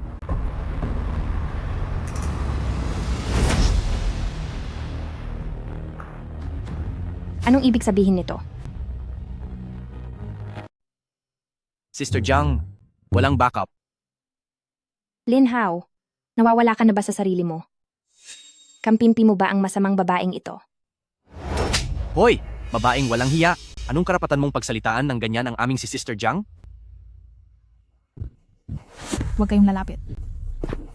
Huwag, huwag, huwag. Nagmamakaawa ko. Huwag niyo po itong gawin. Ikaw na bruha ka. Sino ba ang sinusubukan mong akitin sa pananamit mong iyan? Weiwei. Tingin ko talaga ay kailangan siyang maturuan ng leksyon. Dapat natin siyang bigyan ng magandang aral. Tama iyan. Ang mga taong tulad niya ay hindi matututo kapag hindi dinidisiplina.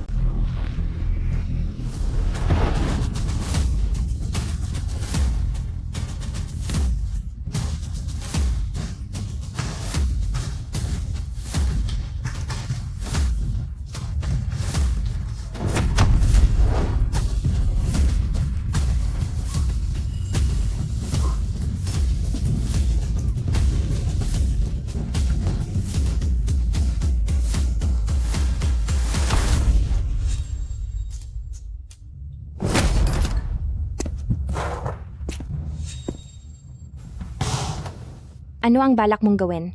Tuturuan ka lang magpakabait.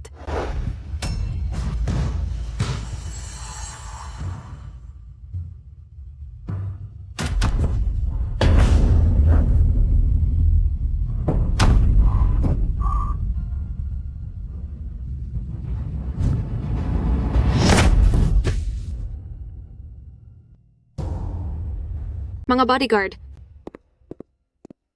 dalhin niyo siya sa ospital at siguraduhin ipaalam kay Bai Zhengting na ang anak niya ay muling gumawa ng gulo. Masusunod po. Sister Jiang, tapos na ang kailangan kong gawin. Pwede mo na ba ibalik iyon sa akin? Sinabi ko bang ibabalik ko iyon sa iyo? Pinahamak mo ang kapatid ko at napakarami pang ibang babae. Ngayon ay gusto mong makatakas sa parusa? Nananaginip ka lang. Jiang yan, Dalhin siya sa istasyon kasama ang mga ebidensya. Magsabi ka sa kanila, nabigyan siya ng pinakamabigat na parusa. Jiang yan, hindi ako pwedeng makulong. Hindi ko kaya. Nagkamali ako. Patawarin niyo ako. Kasalanan ko. Patawad.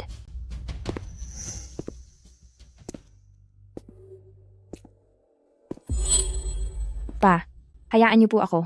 Ibinigay ko na sa iyo ang lahat ng karapatan bilang anak ni Bai Zhengting, pero hinayaan mo lang ang iyong sarili na tapakan ng mga hamak na tao. Hanggat hindi ka nakakakuha ng puhunan para sa grupo, huwag mo akong tawaging papa. Pinilit niyo lang ako. Siguradong makukuha ko ang puhunan ng SK. Darating din ang araw. Natatapakan ko kayong lahat sa ilalim ng aking mga paa.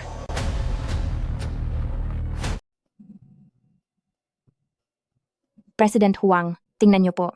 Ipinaliwanag ko na ang detalye ng proyekto ng napakadetalyado. Maari po kaya na ipakilala niyo muna ako sa tagapagmana ng SK Group? para maging mas madali rin ang pag-uusap natin sa susunod na kooperasyon. Ang kooperasyon, huwag tayong magmadali. Kung gusto mong ipakilala kita sa ganitong importanteng tao, hindi ba dapat humanap muna tayo ng magandang lugar para mas mapalapit tayo sa isa't isa at para maging mas tapat tayo sa isa't isa? Hindi ba? President Huang, parang hindi po yata tama ito. President Huang pa rin ang tawag mo? Tandaan mo, hindi naman nagkakalayo ang edad natin. Simula ngayon ang itawag mo sa akin ay, Kuya Huang. Halika, makipag-inuman ka muna. Kay Kuya. Kapag nakuha ko lang ang puhunan, saka ko lang maipagpapatuloy ang pagiging pamilyang Bai na panganay na dalaga at doon ko muling aapakan si Jiang Yue sa paanan ko.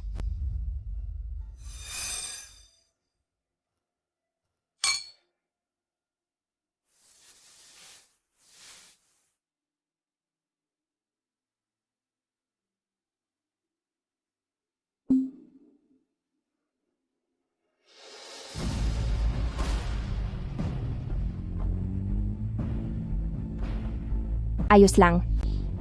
Basta makita ko ang tagapagmana ng SK Group, makuha ang puhunan at hawakan ang kumpanya, ang gantimpalang Tiangong, maging alagad ni Isha. At ang lahat ng ito, wala nang silbi ang mga iyon sa akin. Napakaganda talaga ng ipininta ni Yue. Kaya naman pala siya napansin ng mahusay na si Isha. Totoo yan, matagal ko nang alam na may talent talaga si Yue Yu. Kung hindi lang dahil kay Bai Weiwei noon, na gumamit ng maruruming paraan, hindi sana nahirapang sumikat si Yue Yu. Mabuti na lang at nananaig ang hustisya. Napakalaki talagang hangal ng Bai Weiwei na yon. Kung hindi dahil sa tatay niya, hinding-hindi siya makakapasok sa Zuyi Yuan. Kumpol kayo ng mga plastic. Noong nakikigulo lang kayo sa issue ni Jiang Yue, hindi ba't gustong-gusto nyo? Maliit na katayuan lang bilang disipulo. Wala namang dahilan para magsumipsip kayo. Inggit ka lang, kasi hindi mo makuha. Anong sabi mo?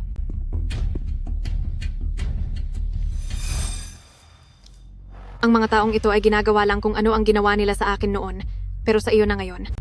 Hindi mo na ba kaya? Walang hiya ka. Huwag kang masyadong magyabang. Hindi magtatagal ang saya mo. Sandali na lang.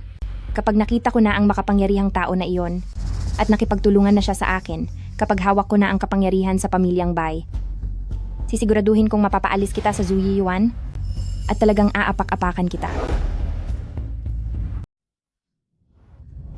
Kaya naman pala may nakuha kang kakampi. Sino namang malaking tao yan? Naku, natatakot na tuloy ako. Huwag mo akong paghintayin ng matagal. Baka bandang huli ay ikaw pa ang mawalan.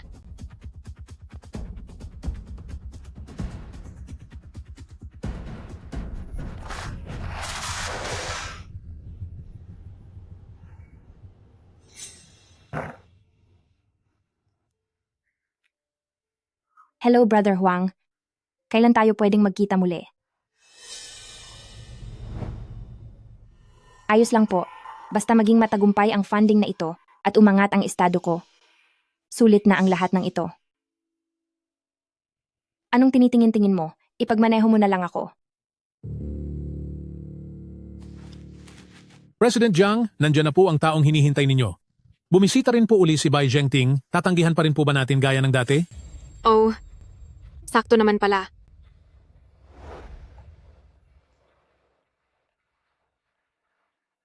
Sige po. Naintindihan ko na po. Miss Bai, naghihintay si President Jiang sa loob para sa iyo.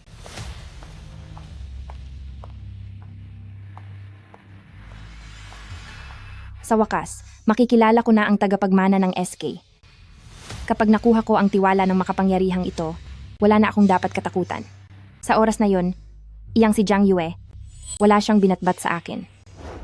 President Jiang, kumusta po? Ako, si Qingya Group, ang anak ni Bai Zhengting na si Bai Weiwei.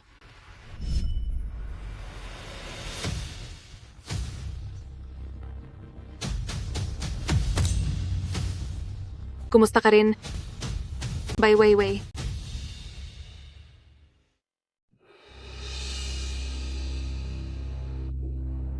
Jiang Yue, walang hiya kang babae ka. Bakit ka nandito? Nasaan si President Jiang? Ako ang hinahanap mong si President Jiang. Ang lakas mo talagang magyabang. Galing ka lang naman sa squatter. Isang mababang uri. Tapos may lakas ka pa ng loob sabihing ikaw ang boss ng SK Group? Sa bagay, para lang makita ang tagapagmana ng SK, ibinigay mo pa ang sarili mo kay President Huang. Ngayong nakaharap mo na ako, syempre hindi ka makapaniwala. Tumahimik ka. Wala akong pakialam kung anong paraan ang ginawa mo para makasaliwa sa opisina ni President Jiang. Ngayon ay lumayas ka na dito. Hindi ba't ikaw ang nagmamakaawang makita ako? Ano? Ngayong nandito na ako, parang nakakita ka ng multo? Bai Weiwei, ang tagal na nating magkalaban. Wala ka ba talagang napapansing kakaiba? Imposible. Ulila ka lang. Paanong naging boss ka ng SK? Security. May guard ba rito? May magnanakaw na pumasok sa opisina ni President Jiang. Special Assistant Zhang. Magnanakaw ang babaeng iyan. Nagpapanggap pa siyang si President Jiang. Anong ginagawa niyo? Wala ba kayong mga mata? Kinatawan ako ng Qingya Group. Pumunta ako rito para makipag-usap tungkol sa business investment kay President Jiang. Bitawan niyo ako. Iyong babaeng iyon ang tunay na magnanakaw. Hindi niyo ba ako naintindihan? Siya ang totoong magnanakaw. Ang tatay ko ang presidente ng Qingya Group. Kapag hindi niyo ako binitawan, maniwala kayo na pagkatapos nito, wala na kayong mapupuntahan sa Beijing.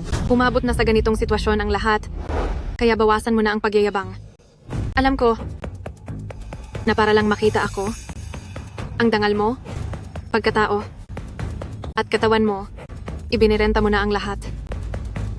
Sayang lang at kahit ayaw mo itong aminin, ako ang taong hinahanap mo. Kung tutuusin, nakita mo lang ako dahil pinahintulutan ko ang President Huang. Hindi ko akalain na para lang sa kaunting kapangyarihan ay kaya mong gawin ang lahat ng ito. Ako at ang President Huang? Plano mo ba ang lahat ng ito sa akin? Special Assistant Jiang, sabihan ng Public Relations Department na ilabas ang impormasyon ko sa opisyal na website ngayon din. Ipakita niyo iyon sa kinatawan ng Qingya Group at hayaan niyo siyang tingnan iyon ng mabuti. Opo, boss. Titingnan ko nga kung ano ang mayroon ka na dapat kong makita.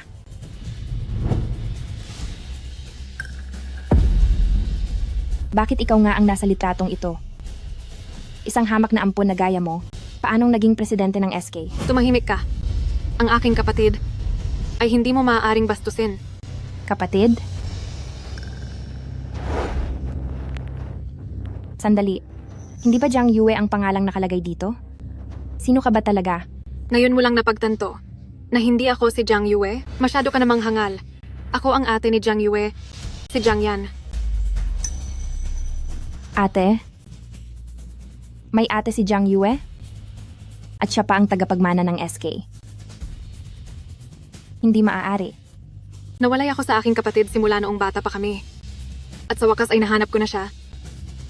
Pero dahil sa ginawa mo sa kanya, napilitan siyang magpa-ospital at hanggang ngayon ay hindi pa rin nagigising.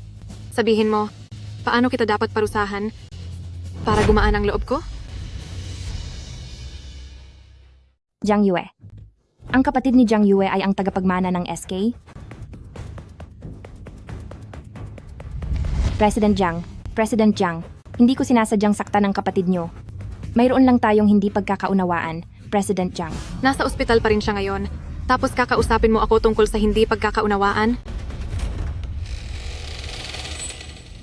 Dahil sinabi mong hindi pagkakaunawaan ito, siguradong mayroon kang sapat na dahilan, hindi ba? O baka naman napilitan ka lang? Sige, makikinig ako. Baka sakaling mapagbigyan kita. Oo. Totoo po iyan. Kasalanan ito ng tatay ko. Siya ay isa palang mapagpanggap na taong mapanakit. Hindi niya hinahayaang matalo ako dahil gusto niyang maging chief designer ako ng Jewelry Art Academy. Napilitan lang po talaga ako, President Jiang. Akala ko makakagawa ka ng mas matalinong palusot, pero gaya nga ng inaasahan ko. Bai Weiwei, ang isang taong tulad mo ay bulok na hanggang ugat. Ang sama na nga ng ugali mo, ang tanga mo pa. Sa tuwing nagkakamali ka, palagi mo lang itong isinisisi sa ibang tao. Noong kinuha mo ang tropeya ng kapatid ko, nakaramdam ka ba kahit kaunting pagsisisi? Nang manakit ka ng ibang tao, pinilit ka ba talaga? Sa pagkakaroon ng ganyang ama, Maaari ka namang pumiling tumakas, pero pinili mo mismong maging masama. Ginusto mo ang lahat ng ito? Napakadali lang para sa iyong sabihin iyan dahil ikaw ang makapangyarihang tagapagmana ng SK. Hindi mo naranasan ang maghirap. Kaya syempre, kaya mo akong husgahan. Talagang hindi ka na magbabago.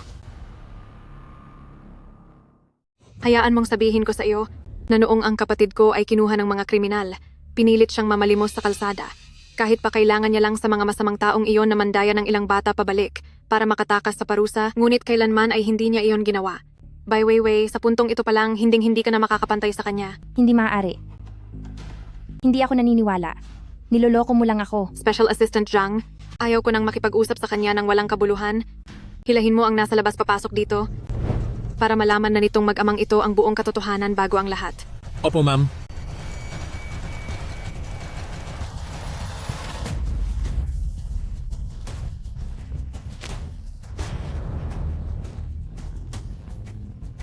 Suwail na anak, nagawa mo pa akong siraan sa harap ng ibang tao. Siguro ay... Tama na. President Bai, inimbitahan kita rito ngayon Hindi para panoorin kayong mag-ama. na mag-away na parang mga aso. Jiang, President Jiang, hindi ko kinikilala ang ganyang klaseng anak. Pakiusap, huwag mong hayaang dahil sa kanya ay maapektuhan ang ating pakikipagtulungan. Sa asal ninyong iyan, karapat dapat ba kayong makatrabaho ko? Ang Chinya Group, nagbebenta ng mga peking alahas, ginagawang mukhang bago ang mga gamit na ang mga matataas na pinuno ay tumatanggap ng suhol, pamemeke ng mga talaan, at hindi nagbabayad ng tamang buwis. At ang designer ng Zuyi Academy na si Bai Weiwei, naniniil ng mga kasamahan, nambubuli ng iba, at nagnanakaw ng mga disenyo.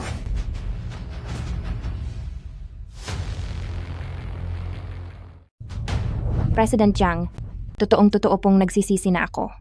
Maawa po kayo at palayain niyo na po ako. Nung humingi ba ng awa ang kapatid ko sa'yo, pinagbigyan mo ba siya? Bai Weiwei, hindi ba't magaling ka kung namang manghamak gamit ang kapangyarihan mo? Ngayong ikaw naman ang nahahamak, alam mo na palang masaktan. Special Assistant Zhang, ilabas mo ang dalawang ito at isama niyo ang mga ebidensya sa presinto. Kayong mag-ama, doon na kayo sa kulungan magsisi sa lahat ng ginawa niyo habang buhay. Masusunod po. Hindi. Ayokong makulong. President Jiang? Ayokong makulong. President Jiang, parusahan niyo na lang po ako. Huwag lang makulong. Patawad po, President Jiang. Bunsong kapatid, napangitnaan ko na si Bai Weiwei para pagbayarin sa mga ginawa niya. Pagkatapos nito, yung dalawa naman ang susunod. Meng, ang bracelet na iyan ay isang bagong item mula sa International Jewelry Exhibition. Hindi ba't sobrang mahal niyan? Ang ganda talaga. Halos ilang daang libong dolyar siguro ang halaga niyan, di ba? Bakit parang sobrang bongga at elegante mo nitong mga nakaraang araw?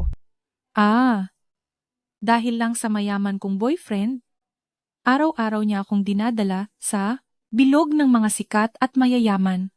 Kaya ayon, dapat ay laging mukhang mamahalin. Pero, ang mga gastusin mo, hindi ba't sobrang laki niyan para sa'yo? Siguro galing lang ang pambili niyan sa mga utang. May mga tao talagang nagkukunwari na mayaman kahit wala naman. Ganoon talaga sila. Li Ruoxue.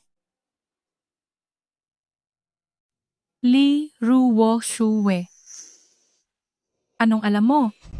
Kailangang sumugal para manalo.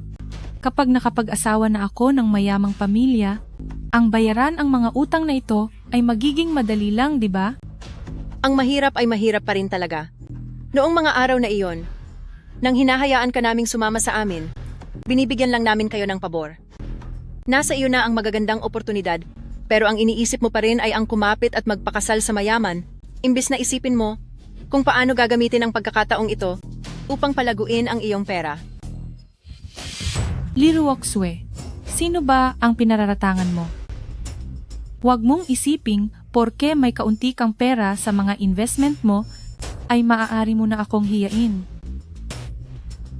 Alam naman ng lahat na ang utak mo ay kasing bobo ng isang baboy. Araw-araw kang gumagawa ng mga paluging negosyo. Ikaw? Gusto mo pa akong saktan? Ngayong wala na ang pamilyang Bai, sa tingin mo ba ay takot pa ako sa pamilyang Limo? Kayong mga tinatawag na elite ng Beicheng kapag naharap na sa totoong kapangyarihan? ay isa lang naman kayong takot at mahina? Kapag kinasal na kami ng fiancé ko na si Kyoto, hindi na ako matatakot sa iyo. Masyado kang ambisyosa. Sa tingin mo ba ang mga totoong mayaman ay magpapakasal sa isang masamang babae at may mababang katayuan na tulad mo? Maaring niloloko ka lang niya o kaya naman ay pinaglalaruan ka lang niya. Huwag na kayong magalit. Huminahon na kayo. Maraming manloloko ngayon.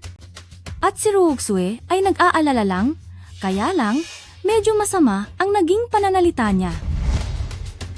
May mga tao talagang inggitera lang dahil hindi nila makuha ang gusto nila. Mga punong-puno lang ng selos at walang swerteng matikman ang kaginhawaan. Bakit naman ako maiinggit? Ang boyfriend mo na yan ay hindi pa namin kailanman nakikita. Sino ang nakakaalam kung totoo ba siya o gawa-gawa mo lang? Dineduda mo pa ako? Tatawagan ko siya ngayon para pumunta rito.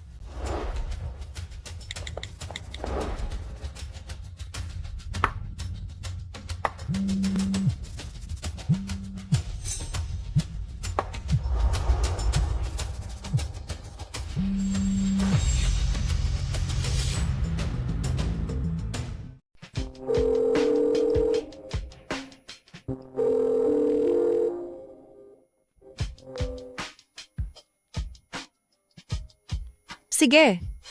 Hindi naman sinasagot ang tawag. Baka hiniwalayan ka na. Hindi maaari. Palagi niya akong dinadala sa mga mamahaling lugar at ipinakilala pa ako sa marami niyang kaibigan. Siguradong may mahalaga lang siyang ginagawa kaya siya naabala. Huwag mo nang lokohin ang sarili mo. Kung paniniwalaan mo ang sinasabi ng mga lalaki, ay parang naniwala ka ng lilipad ang mga baboy.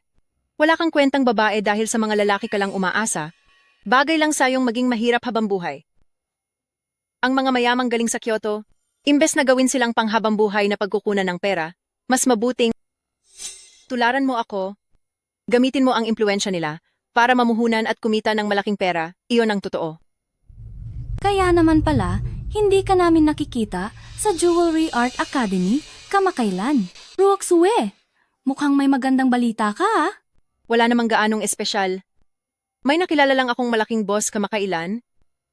Galing din siya sa Kyoto. At napag-usapan namin ang tungkol sa negosyo ng pamilya ko. Maaaring matulungan niya ang kumpanya namin na mailista sa stock market.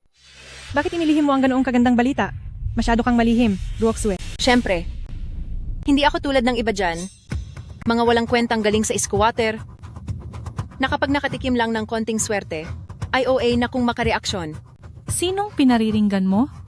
Kapag naging maayos na ang lahat, at nailista na ang kumpanya namin sa stock market, papasok din si Papa bilang investor sa Jewelry Art Academy.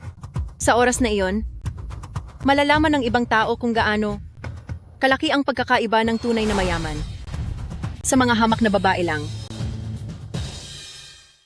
Kaya niyan mag-publish ng stock sa market?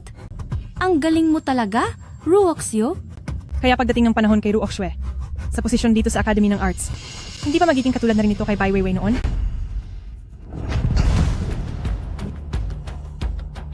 Bakit mo pa binabanggit ang babaeng iyan? Napakawalang hiya niya. Sa tingin ko ay tama ang sinabi niya. Minsan, ang kapalaran ay nagbabago. Sa paglipas ng mahabang panahon, maaaring sa susunod na pagkakataon ay sa pamilya mo naman mangyari iyon. Nakikipag-ugnayan lang naman ako sa mayayaman. At least naman. Sumusobra ka na, alam mo ba? Naging laruan ka lang ng mga mayayaman ng ilang araw. Tingin mo ba talaga ay importante ka na? Sino ang inaapi mo, Lee Ruoksue? Sa loob ng maraming taon, pinagtiisan kita at si Bai Weiwei. Maghintay ka, kapag dumating na ang boyfriend ko, ay talagang pagbabayarin kita. Siya iyon, sigurado akong siya na iyon. Hello, mahal. Magbayad ka ng utang.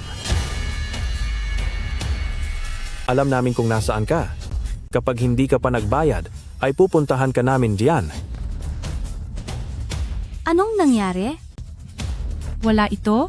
May gagawin lang ako? Mauna na muna ako.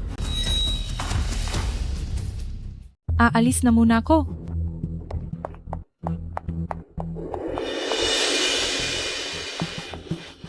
Mahal, bakit ka nandito?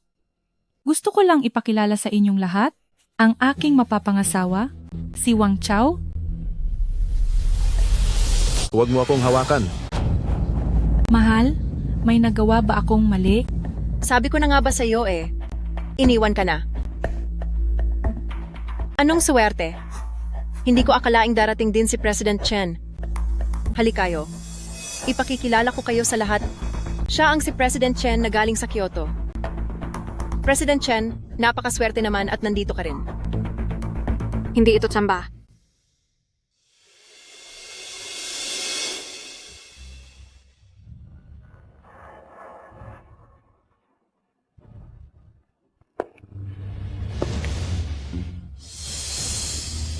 Ako ang nagpatawag sa kanilang lahat.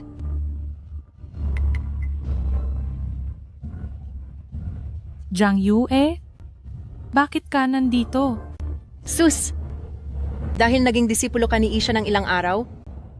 Naging mayabang ka na? Sinayang Master Wang at President Chen. Tingin mo talaga mapapapunta mo sila? Mga bodyguard ko sila. Kaya natural na susunod sila sa utos ko. Ang bodyguard mo? Anong ibig mong sabihin? Jiang Yue, nababaliw ka na ba? Masyado ko nang pinatagal ang pagbibitay ng pain at ngayon ay may nahuli na rin akong isda. Ang larong ito ng panghuhuli ng isda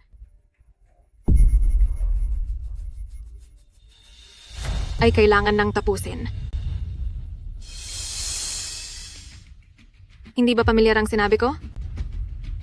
Nung panahon na yon, noong walang awa ninyong hinasik ang galit sa kapatid ko, itinuring nyo lang din siyang gaya ng isang maliit at walang laban na isda. Kapatid?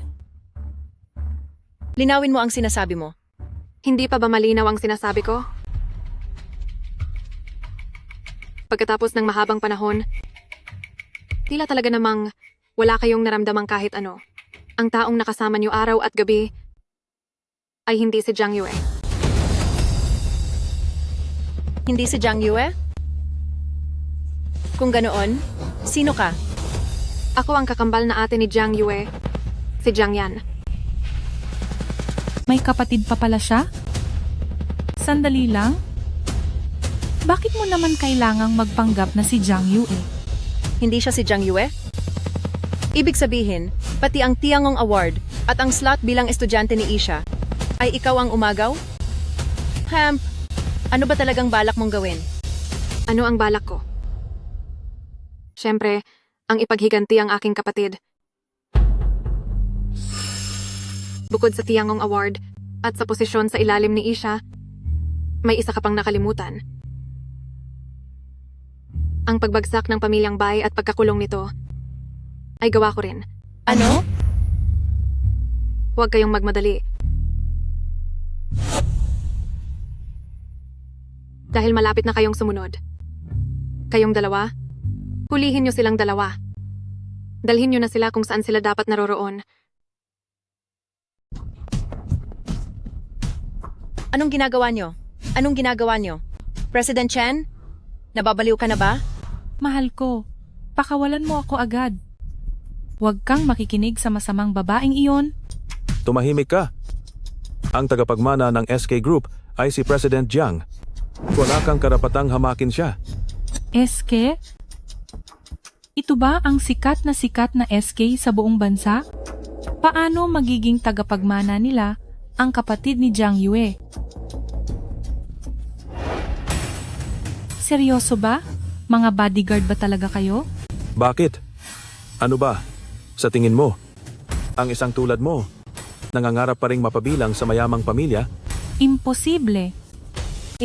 Paano naman ang mga pinuntahan nating mga business gala at party, pati na ang mga mamahaling restaurant? Huwag mo namang sabihing, peke lang ang lahat ng yon?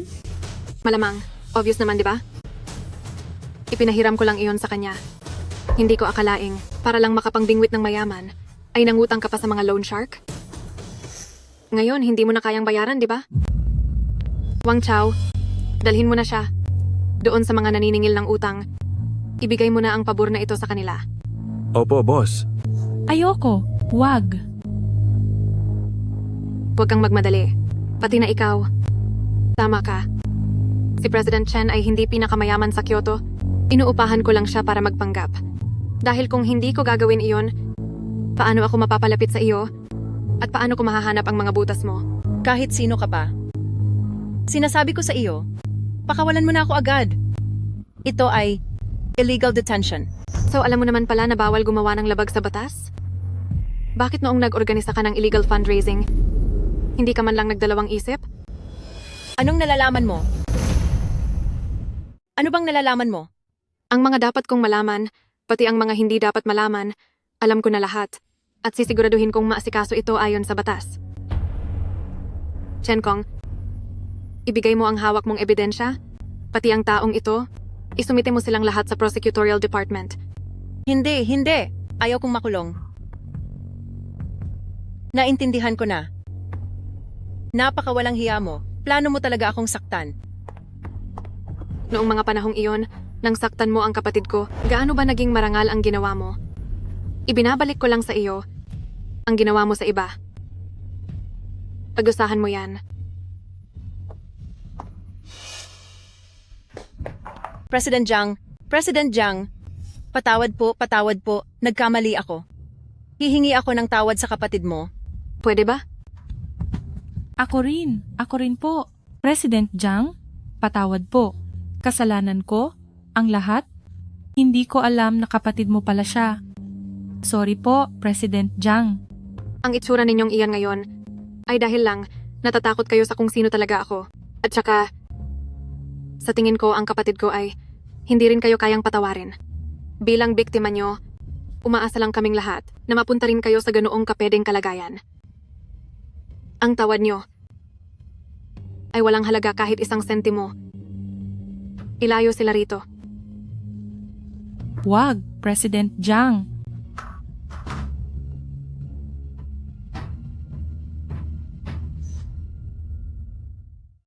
Bunsong kapatid.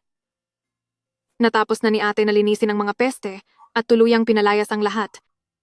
Ang iyong karangalan at ang iyong reputasyon, nabawi ko na silang lahat para sa iyo.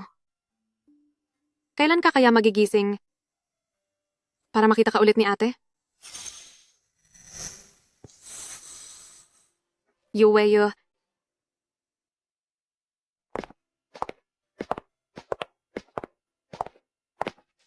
Yuweyo. Sa susunod, dahil nandito si ate, huwag kang matakot sa mga masasamang tao.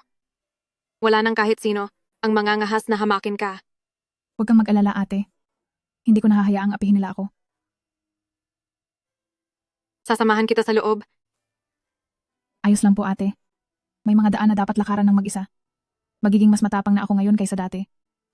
Sige, panonoorin kita habang pumapasok sa loob.